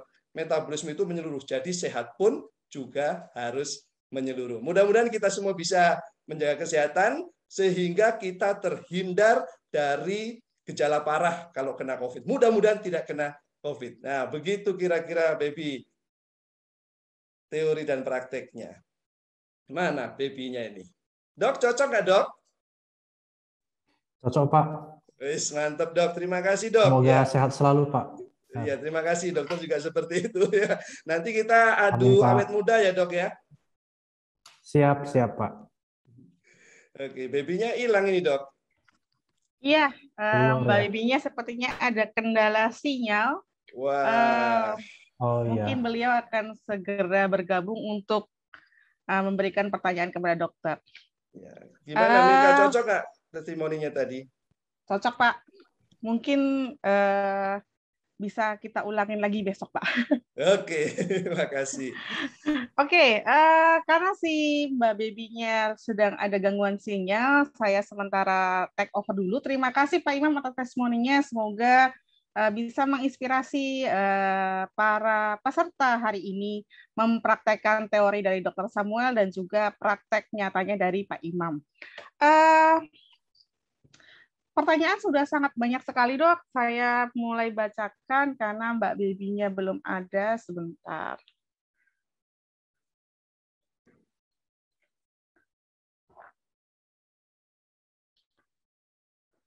Ada pertanyaan buat dokter nih, Dokter Sam. Ada yang bertanya, Dok, saya sebelumnya tidak memiliki diabetes dan setelah terdiagnosis dari COVID dan setelah sembuh, jadi punya diabetes, Dok. Apakah ada kaitannya dengan terganggunya metabolisme tubuh saya karena efek dari COVID tersebut? Oke, ya terima kasih Mbak. Jadi ini saya juga pernah dapat pertanyaan seperti ini. Dan memang beberapa penderita COVID yang sudah sembuh, tahu-tahu tiba-tiba setelah dicek ada bukan dia DM ya, tapi peningkatan gula darah gitu ya, setelah sembuh gitu. Jadi ada dua kemungkinan sebenarnya. Yang pertama, memang ada DM sebetulnya. Dari dulu sebelum sakit juga sudah punya DM, tapi baru ketahuan. Jadi setelah sembuh COVID, kok udah ada DM nih gitu, kok sudah ada diabetes. Padahal sebenarnya mungkin dari dulu sudah ada, tapi belum ketahuan, dan ketahuannya setelah sembuh. Kemungkinan yang kedua baru muncul setelah COVID. Jadi virus-virus COVID ini kan menyerang banyak sel ya. Dari seluruh tubuh kita bisa diserang gitu. Mana aja gitu yang memang sesuai dengan pintu masuk yang cocok dengan virus. Salah satunya adalah pankreas manusia. Pankreas kita itu ada juga sel-sel pankreasnya. Ketika virus ini menyerang sel pankreas, otomatis insulin juga itu kan pankreas ini kan fungsinya menghasilkan insulin ya. Nah, jadi ketika virus ini menyerang pankreas, otomatis insulin jadi tidak banyak dihasilkan, sehingga biasanya setelah sembuh COVID malah meningkat gula darahnya. Cuman biasanya nggak perlu khawatir gitu. Yang seperti itu harus dipastiin dulu. Kalau misalnya Bapak Ibu pernah dengar istilah HbA1c, HbA1c itu kan pemeriksaan pada gula ya, dan itu biasanya per 3 bulan karena hasilnya merupakan riwayat ke belakang gitu, 3 bulan ke belakang. Kalau misalnya setelah sembuh COVID, gula darahnya tinggi, tapi HbA1c-nya normal, mungkin itu bukan diabetes, itu mungkin hanya peradangan pasca COVID aja. Dan biasanya itu akan pulih, mungkin butuh waktu aja, beberapa bulan kali ya, beberapa bulan, nanti lama-lama gulanya akan kembali normal, seperti itu. Jadi untuk kondisi-kondisi seperti itu biasanya kita sarankan untuk olahraga, supaya insulin yang dikit itu biasanya kan dia punya insulin yang dikit nih. Jadi kalau dengan olahraga insulinnya bisa optimal kerjanya gitu. Jadi itu, karena Mbak. efek penyerangan di sel beta pankreas ya, Dok ya. Betul sekali, sel beta pankreas. Memang virus COVID ini menyerangnya reseptornya banyak sekali ya, Dok ya. Jadi kita semua harus hati-hati. Yang kedua nih, Dok. Gejala long COVID berupa nyeri otot dan sendi. Jadi ada gejala long COVID berupa artritis. Apakah itu sebab memang kurang bergerak atau memang ada efek dari paparan virus COVID, Dok, setelah selesai dari COVID-19 ya? Oke, kalau misalnya nyeri-nyeri biasanya pasca COVID ya. Karena pemulihan sih sebetulnya, peradangan akibat virus COVID. Biasanya seperti itu, gitu aja. Kalau misalnya tadi apa Mbak selain itu? Artritis dan nyeri kaku otot dan sendi ya. Satu lagi tadi yang ini ya, karena karena kurang gerak atau karena kurang gerak ya. Memang ada paparan dari ya, kurang gerak tadi yang saya lupa. Jadi kalau misalnya yang nyeri-nyeri itu biasanya karena efek dari COVID-nya sendiri. Tapi kalau misalnya efek kurang gerak, biasanya lebih cenderung pada kelemahan otot gitu. Jadi berbeda, bukan karena nyerinya gitu. Kalau misalnya nyeri biasanya karena efek dari si virus gitu. Oke. Dokter, ini si moderator kita sudah kembali lagi. Saya akan oper lagi pertanyaannya ke Mbak Baby. Silakan Sis Baby. Terima kasih. Mohon maaf Bapak Ibu Mitra CNI, Sobat CNI, Pak Imam Supriyadi. Sepertinya tadi ada kendala teknis di laptop, jadi saya tadi live dulu. Tapi saya yakin tadi Pak Imam pasti sudah memberikan inspirasi yang luar biasa buat para peserta bincang santai hari ini ya. Bapak Ibu Mitra CNI boleh loh bertanya juga, bukan hanya pada Dr. Stem, boleh bertanya pada Sisjen, boleh bertanya pada Pak Imam seputar gaya hidup sehatnya tadi ya. Oke, kita lanjut di pertanyaan ketiga ya Dok ya. Jadi ada pertanyaan nih, kalau penderita diabetes biasa kan tidak disarankan konsumsi gula dan mengganti dengan gula buatan. Apakah bisa Dok dengan konsumsi gula buatan menaikkan kadar gula dalam darah? Apakah hal tersebut kondisi khusus, hipersensitif terhadap gula? Nggak masalah ya Mbak ya, kalau misalnya mau diganti gulanya dengan gula yang lebih rendah glukosanya gitu. Karena kan banyak banget dia produk sekarang ya. Itu nggak masalah, nggak apa-apa. Yang penting tidak boleh betul-betul meniadakan gula, itu nggak boleh. Itu nggak boleh. Tetap harus ada gulanya, tapi boleh diganti dengan alternatifnya, misalnya gula dengan yang yang tadi itu yang lebih rendah glukosanya gitu, itu boleh, nggak masalah. Jadi kalau ada orang yang benar-benar menghindari gula 100% itu justru tidak baik ya Dok ya, tidak boleh ya Dok. Jangan, nggak boleh. Jangan, ya. Oke, yang keempat pertanyaan berikutnya, ada kondisi alergi apakah ada pengaruh dari metabolisme kita yang terganggu? Jadi kalau kita alergi, apakah itu karena metabolisme kita terganggu, Dok? Saya rasa itu agak jauh ya hubungannya, Mbak ya. Jadi antara alergi dengan metabolisme sih enggak. Karena kalau misalnya alergi itu kan biasanya pengaruhnya ke hipersensitivitas aja ya terhadap alergen gitu. Kalau misalnya metabolisme sih enggak. Oh, jadi nggak ada hubungannya ya Dok ya? Ya, sangat kecil sih kemungkinan, jauh sih itu sebenarnya. Oke, karena saya juga pernah tiba-tiba ada alergi nih Dok, walaupun tidak ada riwayat. Saya pikir apa karena metabolisme ya. Oke, kemudian pertanyaan berikutnya, Dok, ketika COVID biasanya orang konsumsi obat berlebih dan vitamin berlebih supaya seperti isu minum vitamin C 1000 mg 3 jam sekali. Apakah resiko penyakit ginjal akan meningkat jika metabolisme kita tidak bagus, Dok? Ya, jadi gini, memang saat kita sakit ataupun mungkin bukan sakit ya, misalnya vitamin C tadi ya yang dibahas, vitamin C itu dosisnya sebaiknya 1000 mg per hari gitu. Bukan per 3 jam ya? Bukan per 3 jam, itu terlalu banyak. Sebetulnya gini, vitamin C ini termasuk salah satu vitamin yang menurut saya ya, yang saya baca termasuk aman sebetulnya. Karena vitamin C ini kan dia larutnya larutnya ke air. Jadi akan dibuang lewat ginjal ataupun lewat buang air kecil. Beda dengan vitamin A, D, E, dan K. ADEK, A, D, E, dan K itu larutnya lemak.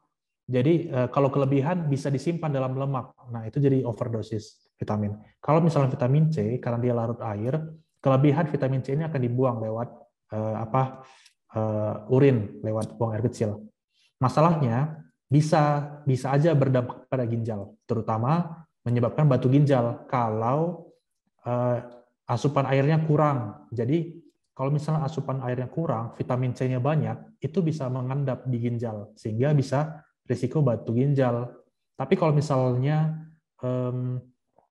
asupan airnya cukup, itu nggak masalah. 1000 mg per hari nggak masalah. 1000 mg per hari adalah dosis pas lah, 500 sampai 1000 mg. Kalau 2000 mg itu nggak nyaman di lambung sih biasanya. Karena kan itu asam ya, vitamin C ini kan asam askorbat. Jadi nggak nyaman di lambung. Gitu, Mbak. Jadi kalau misalnya metabolisme kita tidak baik, apakah ada resiko penyakit ginjal, Dok? Dari pertanyaan ini juga. Enggak sih, sebetulnya enggak. Enggak ada ya? Vitamin C itu hanya ini aja sih, larut air, kemudian dibuang lewat urin, itu aja. Oke, baik. Pertanyaan berikutnya, apakah penyakit lambung itu cikal bakal adanya gangguan metabolisme? Yang punya sakit MA atau GERD udah pasti metabolismenya terganggu? Enggak.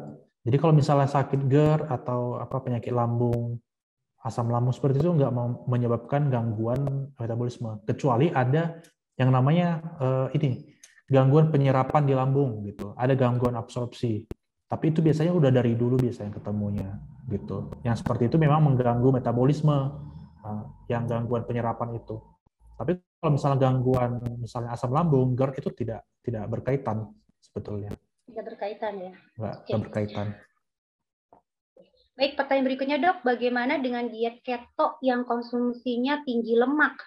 Apakah metabolisme lemak bisa 100% menggantikan metabolisme gula untuk menghasilkan energi? Ini cukup populer juga nih dok, diet keto nih dok. Gimana nih dok?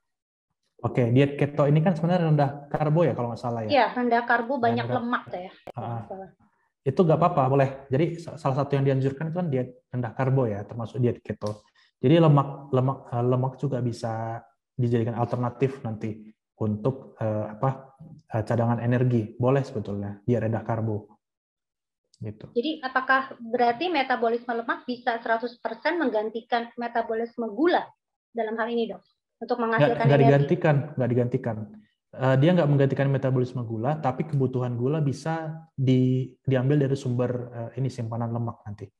Oh, jadi dia tidak replace ya, gitu. Tidak menggantikan, tidak replace ya, tapi dia diambil dari si lemak ini. Betul. Bisa untuk energi ya. Betul. Konsepnya begitu ya keto. Jadi aman-aman aja, boleh-boleh aja nih dok. Boleh. Baik, nggak ada gangguan ini nanti dok kolesterol atau apa kan yang dikhawatirkan kan itu kan kalau kita kebanyakan makan lemak, ada nggak tuh dok nanti gangguannya? Kalau itu nanti kaitannya dengan keseimbangan kalori ya. Jadi sebaiknya kalau misalnya kita memang sudah memutuskan untuk diet yang tinggi lemak, ya kita juga harus menyeimbangkannya gitu. Misalnya dengan olahraga juga gitu. Jadi bukan berarti diet karbo ini sehat atau diet keto ini sehat. Jadi ya setelah banyak makan lemak tapi rebahan aja itu nggak pas juga ya gitu. Jadi harus diseimbangkan juga. Intinya ujung-ujungnya adalah keseimbangan kalori gitu. Oke, baik dok, terima kasih.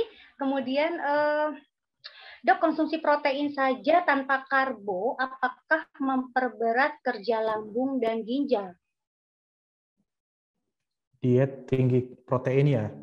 Ya, konsumsi protein aja dok, dia nggak ada karbonya. Apakah memperberat kerja lambung dan ginjal? Saya rasa sih enggak ya, nggak masalah sih itu. Karena protein itu sebetulnya kalau metabolisme protein kan dengan gula beda ya. Kalau gula kan langsung setelah diserap dari pencernaan langsung dipakai. Kalau protein setelah diserap dipecah dulu, baru itu dipakai untuk membantu metabolisme gula dan lemak. Dia nggak dipakai untuk cadangan, nggak dipakai langsung sebagai energi gitu. Jadi dia disimpan dulu, tapi kalau misalnya tubuh tahu bahwa kita nggak punya gula, barulah itu dipakai gitu. Itu nggak masalah, nggak apa-apa. Mungkin sebentar ya dok ya, saya mau ke Pak Imam. Pak Imam, tadi di food combining itu kan kalau nggak salah nih yang sepengetahuan saya itu juga protein nggak gabung sama karbo ya Pak ya? Sebenarnya prakteknya tidak se ekstrim begitu, tidak seperti takutkan. Itu kan setelah saya kerjakan, itu yang kita bukan menghilangkan ya, mengurangi yang jelek, menambahkan yang bagus. Itu dok sebenarnya. Jadi itu baby, sebenarnya kita perbaiki kesehatan kita itu mengurangi yang jelek, meningkatkan yang bagus. Yang kurang itu kan kita kebanyakan kan sayur dan buah. Kita yang kurang itu sepanjang misalkan umur 30 tahun, ya 30 tahun itu kurangnya. Kebanyakan apa? Kebanyakan nasi, karbohidrat, dan lemaknya. Itu karena kebiasaan makan sehari-hari. Itu yang harus diseimbangkan. Maka di satu piring itu ditambahkan jumlah sayurnya yang lebih banyak. Dikurangilah, tidak dihilangkan. Dikurangilah. Maka dikombine. Mana yang memudahkan saling, itu food combine itu mengkombainkan supaya mudah dicerna seperti itu. Jadi dia tidak menghilangkan salah satu zat gizi, tapi dikombin dengan dikurangi ya, itunya ya. Iya betul. Jadi kalau kita praktekkan satu hari itu, misalkan pagi-pagi saya tidak makan nasi, tapi makan buah, tapi jumlahnya cukup satu piring sehingga kenyangnya kenyang buah. Jadi bukan kenyang nasi. Kalau kenyang nasi kan padat, sesek begitu kan. Nah, tapi kalau kenyang buah ringan. Ringan. Nah, siangnya tetap makan nasi, tapi sayurnya banyak, proteinnya tetap ada. Artinya jumlah nasinya berkurang. Malamnya tetap makan nasi, sayurnya banyak lagi, dan proteinnya ada. Berarti mengkombin yang memudahkan pencernaan. Seperti itu. Jadi kalau kita total satu hari, kita hanya makan nasinya satu porsi, kalau dihitung seperti itu. Satu porsi. Cukup nggak? Ya cukup. Nah, saya senangnya dengan food combining karena tidak anti suplemen. Kita ternyata pelajaran COVID ini kita memerlukan suplemen rupanya karena kejar-kejaran ini antara penyakit dengan kesehatan kita. Maka diperbolehkan kita minum suplemen. Ingat yang berkualitas. Itu kira-kira jadi penyempurnaannya dari food combining yang saya terapkan seperti itu, Baby. Oke, thank you Pak Imam ya. Nanti kita lanjut lagi kalau ada yang korelasinya nih ya Pak ya.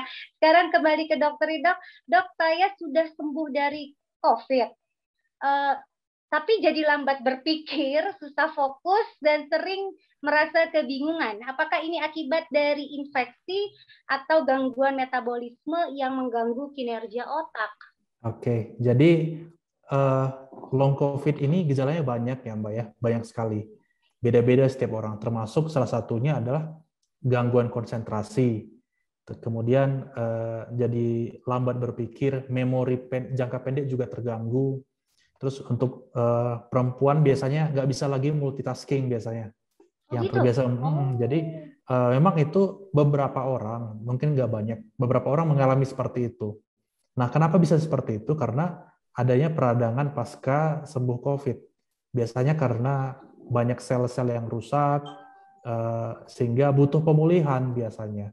Tapi kalau kaitan dengan metabolisme sih, bukan karena metabolisme saat COVID yang menyebabkan seperti itu, nggak ada hubungannya biasanya. Itu hanya pemulihan aja. Oke. Tapi mungkin harus dibedain ya Bapak Ibu ya, antara susah fokus dan sering bingung karena memang efek long COVID atau karena lapar ya. Kalau saya lapar soalnya seperti itu juga, bingung-bingung gitu, nggak jelas.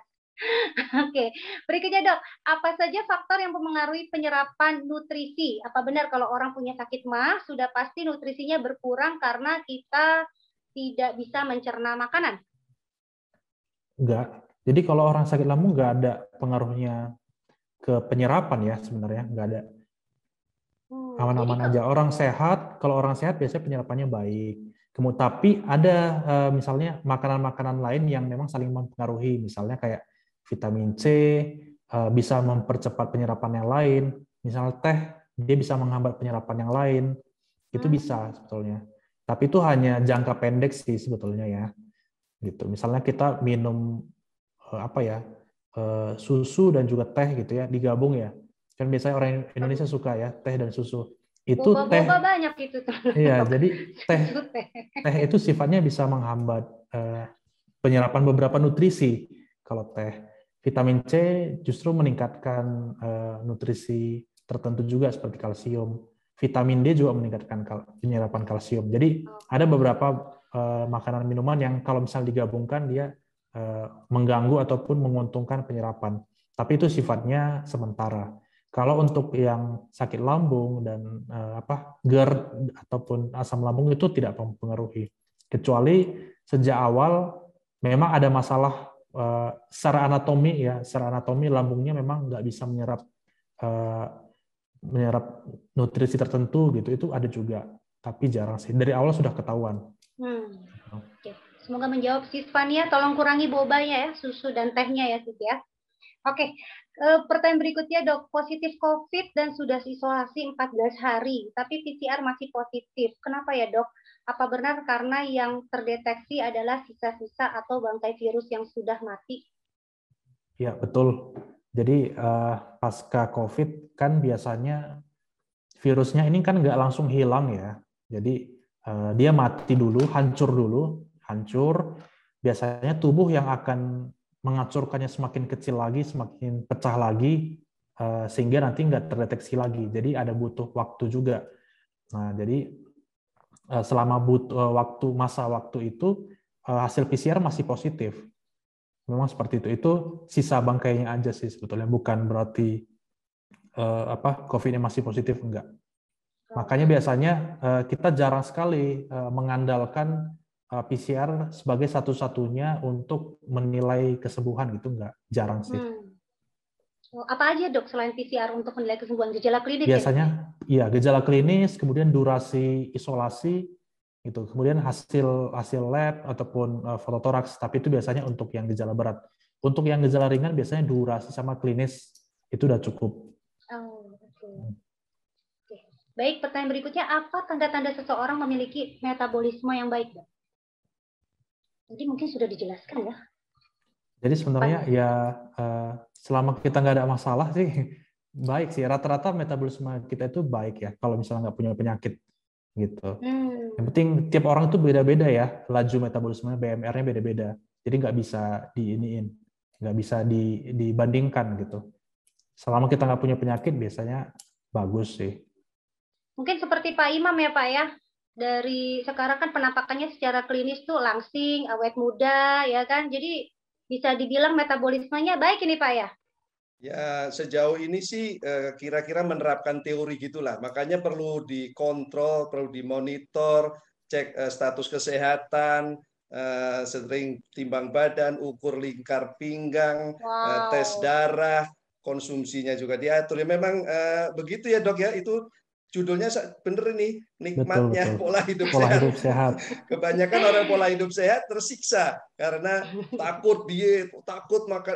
Enggak, nikmat karena itu dia, kalau bisa sehat, jauh dari sakit, jauh dari obat.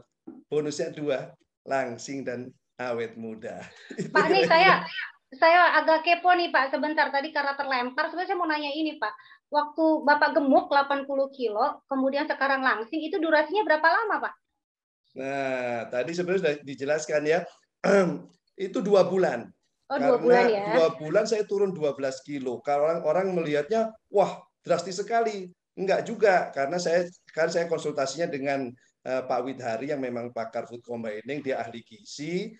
Jadi saya tanya dan saya konsultasi pribadi, saya harus mengatur pola makan seperti apa, saya kira-kira lemes apa enggak, dan cocoknya saya di CNI. Jadi saya tidak khawatir kekurangan gizinya. Tadi seperti kata Jane, ada Sankorela yang gizinya seimbang. Ada Weight Relief yang dulu namanya Royal Gym. Ada yang suka saya posting itu, ada Wakasa. Jadi saya nggak khawatir. Karena apa? Karena ternyata nggak semua kita bisa serap sempurna. Maka kita perlu booster, perlu gizi yang bagus untuk diserap dengan sempurna. Itu makanya kita harus combine lagi, food combining, combine lagi dengan food supplement. Dan sekarang pelajaran COVID ini, food supplement menjadi panglima nih sekarang nih, karena obat kan belum ada ya Dok ya. Imunitas nomor 1, makanan harus diperbaiki, pola hidup diperbaiki, plus suplemen. Itu dari kesehatan juga menganjurkan seperti itu. Tapi harus kita pilih yang berkualitas, jangan sampai yang palsu tentunya, jangan sampai yang asal-asal. Bersyukur kita punya pengalaman yang sangat lama. Begitu, Baby. Terima kasih Pak Imam. Memang Dok, Pak Imam ini adalah duta gaya hidup sehat se-Kabupaten Bogor, Dok. Jadi beliau memang makanya kenapa begitu ketat menerapkan pola hidup sehatnya ya, Dok ya. Region 1. Oh, Region 1. Wilayah Sumatera, Jakarta, Dok. Oke, berikutnya nih, Dok. Apakah diperkenankan untuk berpuasa jika sudah dinyatakan negatif dari paparan COVID-19? Oke, ini ceritanya sudah selesai ya, sudah sembuh ya. Sudah selesai, sudah sembuh. Ya. Boleh puasa nggak nih, Dok? Gini, ini ada tiga tahap. Sebelum sakit itu bagus banget ya untuk puasa ataupun diet, itu bagus banget sebelum sakit. Kalau sakit itu tidak dianjurkan untuk puasa. Diet pun juga nggak boleh karena nutrisi sangat dibutuhkan untuk menjaga sistem imun. Kalau sesudah sembuh itu bisa enggak, tergantung kita sanggup atau enggak. Karena enggak semua orang setelah sembuh itu punya badan yang fit ya. Karena ada yang long COVID, ada yang enggak mampu, enggak kuat gitu. Jadi yang seperti itu ya enggak usah dipaksakan gitu. Tapi kalau misalnya masih mampu, boleh-boleh aja. Kembali lagi prinsipnya puasa ataupun diet, baik itu diet intermittent ataupun rendah karbo, itu baik ya. Tapi harus disesuaikan mampu atau enggaknya, karena kan enggak semua orang yang ini ya tanpa gejala sisa gitu. Ya, tetap lihat kondisi tubuh dulu ya Dok ya, terutama setelah COVID ya. Oke, baik, pertanyaan berikutnya Dok. Dok, kalau punya gangguan hipotiroid, apakah itu genetik atau karena gangguan metabolisme dan bagaimana cara mengatasi? Kalau misalnya hipotiroidnya tergantung ya. Kalau misalnya dari kecil biasanya genetik lah. Ya biasanya ya. Tapi kalau misalnya dewasa biasanya itu mungkin dicetuskan sih, biasanya dicetuskan. Tapi dia punya bakat yang dibawa sejak kecil kalau misalnya seperti itu sih hipotiroid. Betul sih, itu memang gimana? Cara mengatasinya? Kalau misalnya hipotiroid kan tiroid ini kan rendah ya. Jadi kalau untuk mengatasinya salah satunya harus dengan obat. Jadi harus diberikan obat tiroid yang seperti itu supaya tiroidnya cukup. Kalau enggak, metabolisme jadi terganggu gitu. Oh, Itu kan hormon ya. iya. Tiroid itu kan hormon. Kalau misalnya kurang hormonnya, ya harus diberikan dulu hormonnya sampai stabil. Nanti akan diatur lagi, disesuaikan sampai nanti bisa tanpa obat seperti itu. Apakah dengan misalnya dok mengonsumsi suplemen yang kaya nutrisi bisa membantu dok hipertiroid ini dok? Seperti itu sebenarnya saya kurang tahu ya, tapi harus diselidiki lagi sih sebetulnya. Harus diteliti lagi ya dok ya? Kalau misalnya dengan nutrisi suplemen itu apakah bisa membantu atau enggak harus dicari tahu lagi sih sebetulnya. Tapi kalau secara teori, kalau hipotiroid karena kurang tiroid, kurang hormon ya pengobatan salah satunya harus ditambah hormonnya. Gitu. Baik dok, terima kasih. Pertanyaan berikutnya, saya sakit GERD, apakah boleh melakukan diet intermittent? Oke, ya boleh, Mbak. Jadi boleh. Itu tidak larangan untuk melakukan diet intermittent ya. Kalau misalnya GERD, boleh kalau misalnya mau. Boleh, karena kan memang dia tidak ini ya dia tapi minum boleh kan dok selama yang puasa tidak makan 16 jam itu kan. Yes. Nah, kalau diet intermittent itu periode jendelanya itu ya, yang misalnya puasanya itu boleh minum air putih. Air putih tapi ya dok ya, tidak boleh air manis ya dok ya. Nggak boleh. Jadi cuma ditahan dari misalnya Bapak Ibu selesai makan jam 8 malam, habis itu mulai lagi makan sekitar jam 11 siang atau jam 12 siang ya dok ya, kurang lebih seperti itu konsepnya. Tapi selama itu bisa minum air putih gitu loh. Jadi seharusnya tidak ada masalah ya. Oke, baik, pertanyaan berikutnya, mengapa komorbid DM, diabetes, obesitas dan jantung lebih rentan dan fatal jika terpapar COVID? Oke, ya. Pertama seperti yang kita bahas tadi ya. Contohnya untuk yang DM sama obesitas dulu.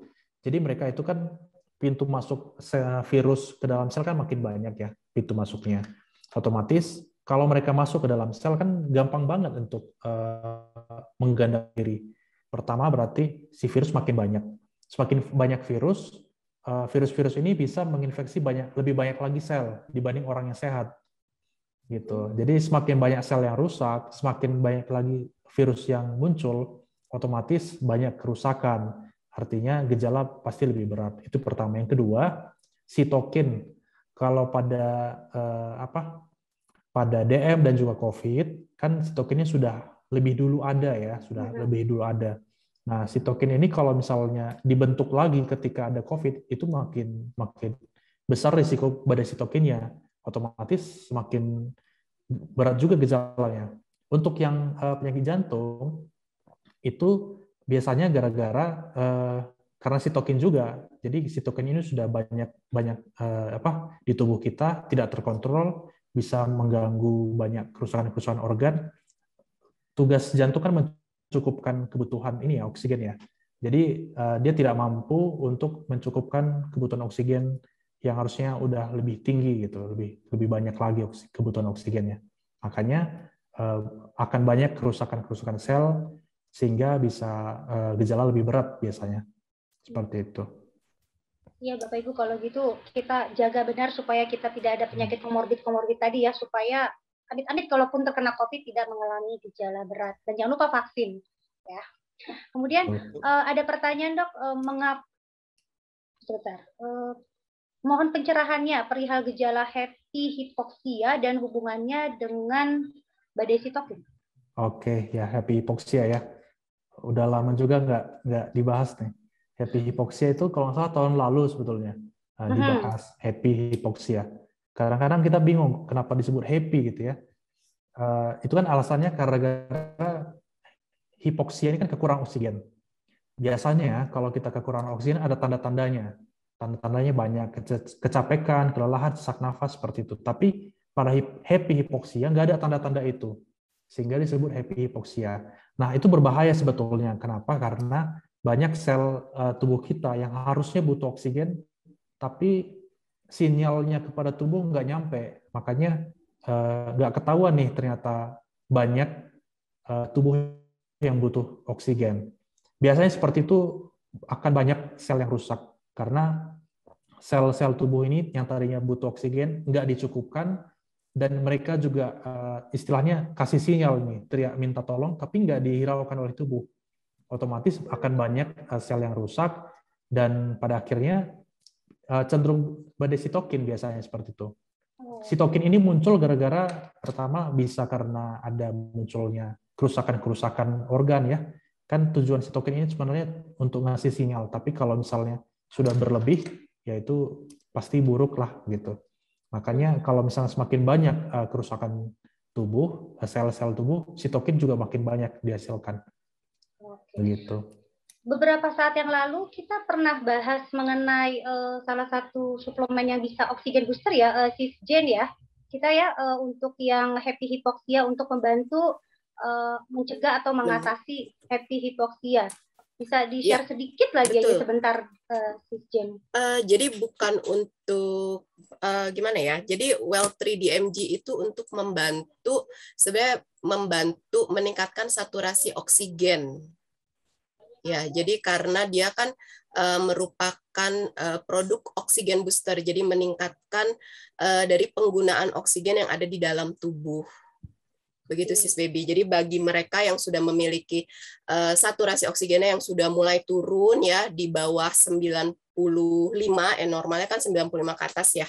Jadi kalau sudah di bawah itu bisa dibantu dengan Well3-DMG dulu sambil menunggu pertolongan medis, karena apalagi beberapa bulan yang lalu kan tabung oksigen itu sangat langka, kalaupun ada juga harganya mahal. Kemudian untuk mendapatkan perawatan medis di rumah sakit juga susah ya.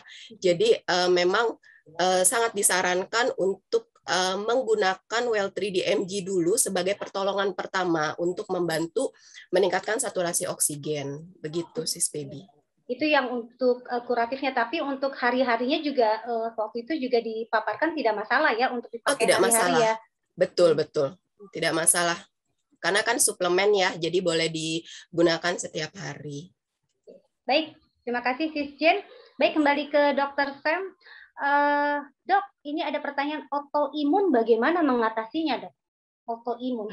Ini kurang detail nih seperti pertanyaannya, tapi ya mungkin kira-kira seperti apa nih, Dok? Autoimun, cara mengatasi autoimun. Mengatasi autoimun ya?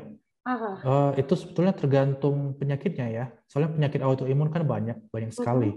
Ya, ini ada yang autoimun pada darah, ada autoimun pada sendi kayak RA itu ya, rheumatoid arthritis. Banyak sekali sih. Hipertiroid juga ada autoimun. Jadi banyak tipenya gitu. Lupus erythematosus juga yang pada wanita bisa juga karena autoimun. Tergantung tipe penyakitnya apa, baru bisa diatasi tergantung penyakitnya apa dulu. Jadi cara mengatasinya itu case by case ya, Dok? Tidak ada satu terapi umum yang sebenarnya ada sih general. Ada terapi umumnya, yaitu dengan terapi, nama golongan terapinya imunosupresan.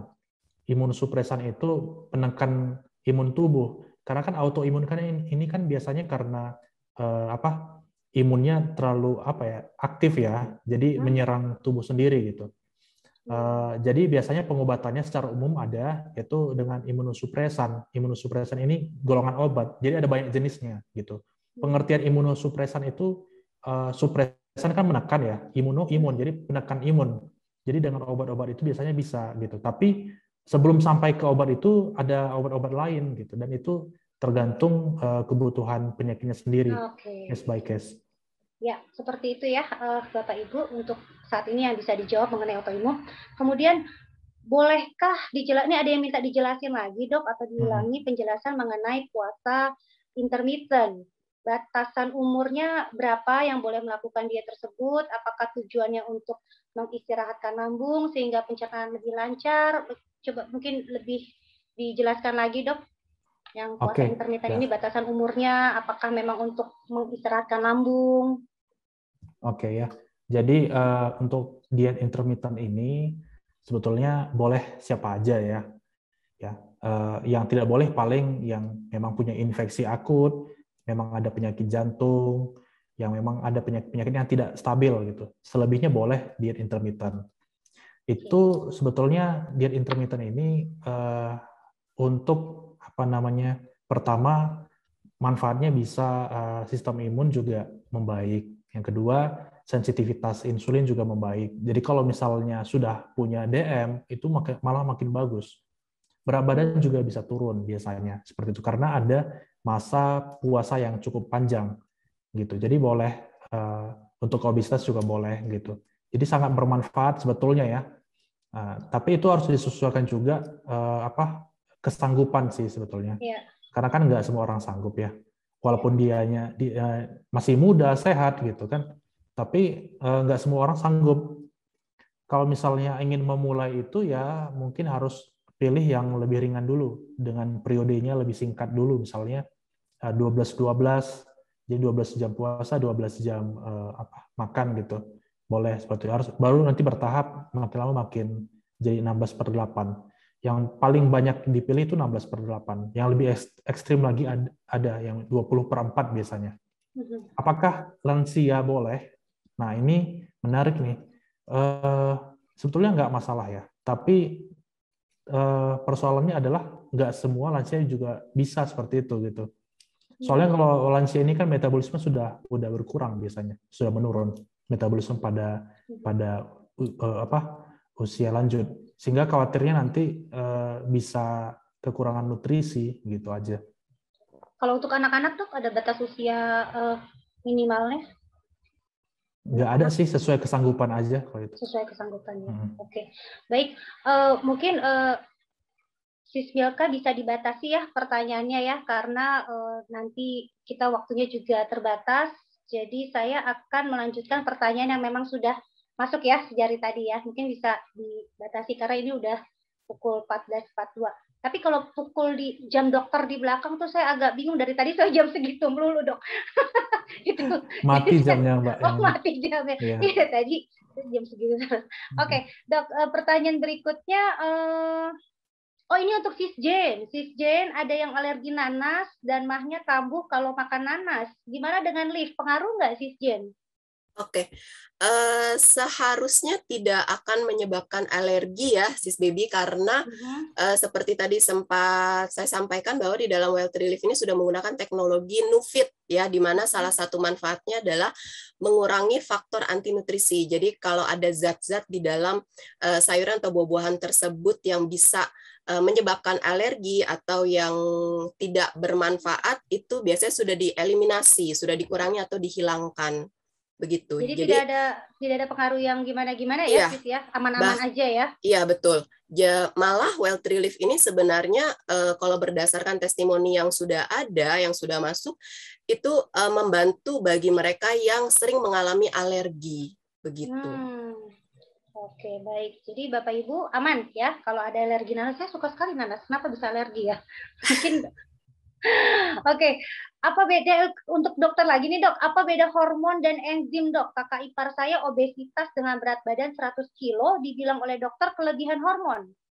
Apa nih dok bedanya hormon sama enzim dok? Ya, hormon sama enzim ya. Sebetulnya berbeda ya. Tapi memang banyak juga yang nanya seperti ini sih. Jadi contohnya aja ya, kalau dalam metabolisme gitu. Hormon itu ibaratnya seperti apa ya? Dia ngasih perintah sih sebetulnya. Lebih tepatnya seperti ngasih perintah. Contohnya insulin. Jadi dia dalam metabolisme dia ngasih perintah bahwa gula harus masuk ke dalam sel misalnya. Atau dia ngasih sinyal sisa-sisa gula yang kelebihan harus disimpan ke otot gitu ya. Tapi kalau enzim dia ini proteinnya.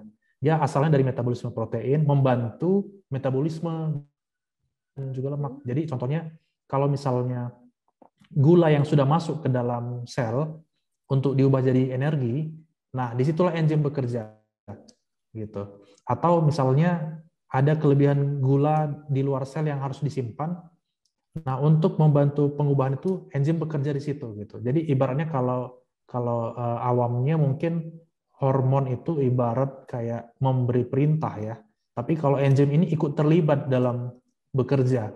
Seperti itu kurang lebih, Mbak. Oke, semoga cukup dipahami ya Bapak Ibu yang bertanya mengenai ini. Kemudian berikutnya bentar. Mungkinkah orang yang terkena badai sitokin tidak terdeteksi gejala demamnya? Mungkinkah pada orang yang OTG lalu bisa terkena badai sitokin? Selain demam, apa saja gejala lainnya? Pertanyaannya berlapis nih sepertinya nih dok ya. Ya, tentang badai Apa sitokin. mungkinkah Ya. orang yang terkena badai sitokin tidak terdeteksi gejala demamnya dok? Oke, ya jadi gini, badai sitokin ini kan biasanya karena banyak ya, disebut badai gara-gara sitokin terlalu banyak dari biasanya gitu, sehingga itu sangat merusak.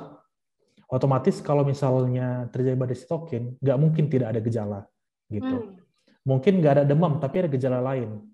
Bisa makin drop, lemas, sepertinya ada yang nggak beres gitu. Paling tidak seperti itu. Kalau memang nggak ada gejala, nggak ada demam ya, pasti ada yang nggak beres.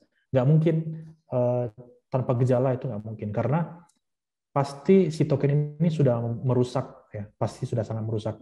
Nah, apakah OTG bisa badai sitokin? Bisa juga sebetulnya, tapi sangat kecil persentasenya.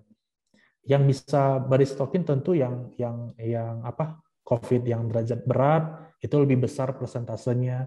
Untuk yang derajat sedang mungkin agak lebih kecil lagi. Untuk yang OTG bisa aja, tapi sangat kecil sekali. Oke. Baik, terima kasih dok. Pertanyaan berikutnya, dok, saya punya hipokalemi. Apakah karena efek dari terganggunya penyerapan nutrisi di lambung, dok? Seharusnya sih kalau misalnya secara klinis ya di praktik kita sehari-hari, yang hipokalemi ini biasanya karena kurang nutrisi sih biasanya, atau muntah-muntah. Jadi kalau misalnya makan kita normal, harusnya jarang sekali hipokalemi sebetulnya. Tapi kalau misalnya makan normal tapi juga hipokalemi, itu perlu diperiksakan, pasti ada yang nggak beres. Gitu. Mungkin Bapak atau Ibu yang menanyakan ini perlu ditanyakan juga nih, gimana pola makannya, atau kurang atau enggak. Biasanya seperti itu kalau di praktik kita sehari-hari. Oke, jadi mungkin balik lagi ke yang Bapak Ibu memberikan pertanyaan, cek lagi bagaimana pola makannya ya selama ini ya. Oke, 3 pertanyaan terakhir nih dok. Yang berikutnya berkaitan dengan metabolisme. Apakah benar rutin minum air hangat bagus untuk metabolisme yang optimal? Sebetulnya gini ya, minum air apapun bisa. Jadi nggak mesti hangat. Karena gini, ketika misalnya minum air, baik itu dingin maupun panas, ketika sampai di lambung itu udah dinetralin suhunya. Gitu. Jadi nggak ada pengaruhnya sebetulnya gitu, sangat sedikit gitu. Memang kita punya perasaan bahwa kalau misalnya minum air hangat itu lebih nyaman di lambung seperti itu ya. Tapi itu ketika sampai di lambung suhu air itu pasti dinetralin, jadi nggak ada pengaruhnya terhadap metabolisme, nggak ada. Jadi tidak ada pengaruhnya ya dok ya? Tapi memastikan asupan air kita cukup itu sangat membantu metabolisme. Oh, jadi jangan sampai kurang air. Airnya harus ada apa? Air putih ya dok ya? Yang penting sebenarnya cairan. Yang penting teh botol boleh dok, teh botol. Yang penting cairan tubuh kita cukup misalnya 2 liter per hari. Jadi minum apa aja bisa, tapi dianjurkan ya air putih. Terima kasih dok, sedikit melegakan. Pertanyaan berikutnya, mengapa D-dimer dapat meningkat sedangkan sudah dinyatakan negatif dari paparan COVID-19? Oke, ini kembali ke sitokin sebetulnya. Semua penderita COVID yang sudah sembuh, bukan sudah sembuh, tapi semua penderita COVID itu sitokinnya meningkat. Semua penderita COVID. Mungkin kalau yang ringan mungkin jarang lah ya, tapi biasanya akan ada juga sih peningkatan sitokin. Nah, sitokin ini itu bisa menyebabkan kerusakan-kerusakan, termasuk di pembuluh darah, dinding pembuluh darah. Jadi kalau misal ada kerusakan di dinding pembuluh darah, maka semua kerusakan itu harus ditutup gitu, kayak trombosit itu kan fungsinya menutup di bahasa awamnya apa ya. Jadi kalau misalnya kita luka harus di plester gitu. Kalau ada luka ditutup nih. Jadi, kenapa bisa D-dimer meningkat? Nah, karena banyak kerusakan-kerusakan di dinding ini yang ditutupin. Jadi banyak akhirnya sel darah merah yang membeku gitu. Jadi sel darah merah ini kan ikut sel darah merah, sel darah putih, ataupun trombosit keping darah, itu tujuannya fungsinya untuk menutupin luka-luka di dinding pembuluh darah. Makanya di dalam darah bisa meningkat. Jadi kalau dia membeku, dia tidak bisa menutupi luka-luka itu ya dok ya? Kurang lebih Itu seperti itu. ini mekanisme normal tubuh ya. Jadi kalau misalnya ada yang rusak di dinding pembuluh darah, itu harus ditutup.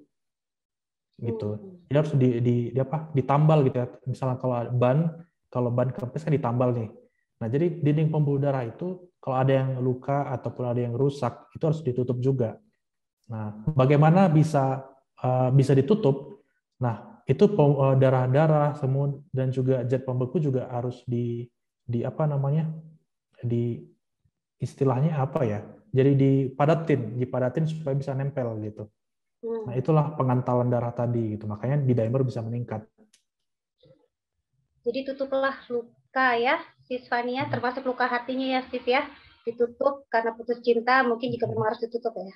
Oke, pertanyaan terakhir dok. Saya penderita DM juga mengalami hyperagregation. Maaf nih, saya agak sulit ngomongnya.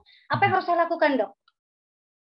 Oke, hiperagregasi itu kan ini ya, pengentalan ini ya, pembekuan darah, sama seperti yang tadi. Biasanya kalau di tes di dimer pasti meningkat seperti itu. Jadi orang penderita DM yang bahkan bukan COVID pun bisa juga di dimernya meningkat. Nah, yang seperti itu memang sebaiknya ya diperiksakan aja ke dokter spesialis ya. Nanti akan diberikan terapi yang sesuai. Tidak semua di dimer meningkat itu harus diobatin. Biasanya peningkatannya harus 3 kali meningkat baru diobatin biasanya. Atau kalau sudah muncul gejala, kalau nggak ada gejala ya nggak diobatin. Kalau misalnya nggak ada gejala, tapi peningkatannya sampai 3 kali lipat itu diobatin. Jadi sebaiknya periksakan ke dokter spesialis penyakit dalam ya dok ya? Penyakit dalam aja. Oke. Baik. Boleh tanya nggak saya ke dokter? Silakan Pak. Ya. Silakan Pak. Terakhir ya. Yang tadi kan semua pertanyaan tentang penyakit. Nah, kita serem-serem, kita cari yang bagus-bagus, yang positif. Rupanya dengan materi metabolisme ini arahannya pola hidup sehat, COVID-nya nggak berkesudahan nih dok. Bahkan udah mulai dipikirkan endemik ini, obat belum dapat. Kayaknya memang pilihannya pola hidup sehat ya dok ya? Betul sekali Pak. Nah, bagusnya kita harus mulai kampanyekan lebih kuat lagi pola hidup sehat. Begitu dok ya? Benar sekali Pak. Harus hidup sehat. Karena itu Pak pertanyaannya Pak. Iya betul. Iya. Konfirmasi. Itu bukan pertanyaan, itu konfirmasi seperti itu. Tapi memang setuju bahwa memang kita harus segera mulai dari sekarang menerapkan pola hidup sehat ya. Oke, baik Bapak Ibu Mitra CNI, Sobat CNI dimanapun berada. Sekarang saatnya, tadi dokter sudah bertubi-tubi diberikan pertanyaan, saatnya sekarang dokter Sam akan memberikan pertanyaan yang berhadiah langsung. Jadi setiap pertanyaan dari dokter Sam akan dipilih 3 jawaban tercepat dan terbenar. Nanti ada 3 pertanyaan dari dokter Sam, satu persatu akan dipaparkan oleh beliau. Dan pertanyaan ditulis di kolom mana nih, Sis Milka? Kolom chat atau kolom? Untuk kuis kita akan gunakan kolom chat. Silahkan maksimalkan di kolom chat. Silakan, sudah dibuka nih ya akses ke kolom chatnya ya, Sis Milka ya? Sudah. Baik, silakan dokter Sam, pertanyaan pertama dok. Oke. Jadi nanti ini para hadirin nanti ngetik di chat ya? Iya, ngetik di chat, betul. Kita nanti lihat nih dok, yang benar. Pertanyaannya apa ya? Mungkin yang gampang-gampang ya Mbak ya? Boleh dok. Susah juga nggak apa-apa, pada pinter-pinter pasti dok mereka. Siap. Paling nomor 1, berapa pertanyaan Mbak? 3 pertanyaan, tapi 1 persatu dulu dok disampaikan. Pertanyaan pertama dok. Pertanyaan pertama, sebutkan satu aja contoh nama penyakit metabolik. Oke. Satu saja. Insulin. Oke, stop. Jawabannya apa dok? Bisa DM, bisa obesitas. Bisa DM, obesitas. Yang kita bahas hari ini DM sama obesitas. Oke, jadi pemenangnya adalah Ibu Itfi, Ibu Masna, dan Pak Albert. Oke, selamat Bapak Ibu. Hadiah akan dikirim langsung ke alamat Bapak Ibu. Oke, ini sampaikan jawabannya di kolom chat ya, Bapak Ibu. Jangan japri ke host atau ke saya ya, nggak dilihat misalnya kalau yang japri. Oke, pertanyaan kedua, Dr. Sam. Silakan, Dr. Sam. Yang kedua ya. Pinter kan? Tadi kita ada bahas ini ya. Sebutkan satu aja nama diet yang dianjurkan untuk mengurangi risiko gejala berat. Wih, cepat langsung. Oke, stop. Stop. Jawabannya apa, Dok? Bisa diet intermittent, rendah karbo, boleh juga diet keto. Oh, boleh diet keto. Padahal nggak ada di materi tadi ya. Siapa pemenangnya, Sis Milka? Dari teman kita, Sis Melani, terus dari Ibu Windra, dan juga terakhir dari Ibu Dewi Lusita. Oke, selamat. Khusus Sis Melani nanti dititipkan ke Pak Imam ya hadiahnya. Baik, pertanyaan terakhir, Dok. Silakan, Dok. Satu lagi ya? Iya, satu lagi, Dok. Coba ya, ini mungkin agak sulit ya. Nggak apa-apa, Dok. Pasti pada bisa jawab. Nama reseptor atau pintu COVID di permukaan sel tubuh kita? Ayo. Saya nggak tahu sih. Ada yang tahu, Dok? Oh, ada yang benar. Oh. Oke. Stop ya. Stop. Oh, apa, Dok? Apa jawabannya, Dok? Jawabannya S2, HC2. Ya. Wah, luar biasa ini ya. S2. Ada yang jawab S hardware nggak sih? Nggak ada. Ada dari Bu Indah. Bukan. Terus Bu Masna tadi udah. Saya limpahkan ke orang lain. Ada Bu Siti Hidayati. Dan terakhir ada Pak Leonardo. Leonardo Sembiring. Muridnya Bu Jin itu, muridnya Jin itu. Ini bisa kompak banget nih ya. Ya udah saya juga pengen menang nih mumpung dokternya juga ini nih. Semarga baik. Sudah cukup ya. Oke. Sebelum saya kembalikan acara ke host, saya sedikit ingin memberikan kesimpulan pada acara Bincang Santai kita hari ini. Jadi Bapak Ibu, makanan yang bergizi merupakan salah satu cara kita untuk mendapatkan imunitas, terutama imunitas dalam menghadapi pandemi COVID-19 seperti sekarang ini. Nah, agar zat-zat makanan itu bisa terserap dengan baik oleh sel-sel tubuh kita, termasuk sel imun, maka dibutuhkan metabolisme yang optimal. Karena jika metabolisme terganggu, seperti yang tadi sudah disebutkan oleh Dr. Sam, bisa mengakibatkan berbagai penyakit yang menjadi komorbid untuk COVID-19 dan bisa menyebabkan kematian bahkan ya. Oleh karena itu, bagaimana caranya supaya metabolisme tetap optimal? Tentu saja seperti kata Pak Imam tadi, pola hidup sehat. Pola hidup sehat terapkan, dan bijaklah dalam mengonsumsi makanan terutama gula dan lemak, serta olahraga teratur, dan tambahkan suplemen jika diperlukan, serta boleh melakukan puasa atau diet intermittent atau diet rendah kalori apabila dirasa perlu. Oke, baik Bapak Ibu, semoga kita semua selalu sehat, semoga kita semua bisa terhindar dari segala macam penyakit, dan semoga pandemi segera berakhir. Saya kembalikan pada host Milka.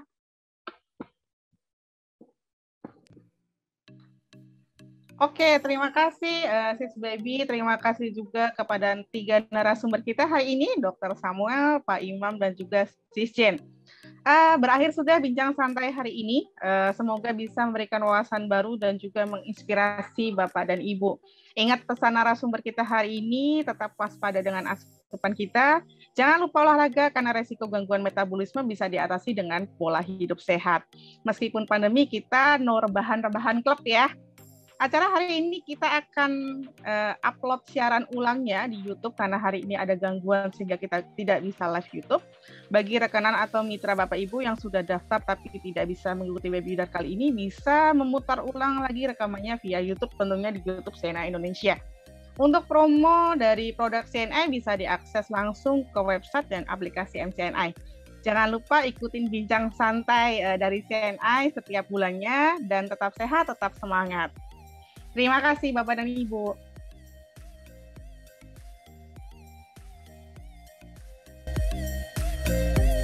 Terima kasih Dokter Samuel. Terima kasih Pak. Terima kasih Pak Farhan. Terima kasih Pak Terima kasih ya, Dok. Terima kasih. Pak. Terima kasih Pak Imam.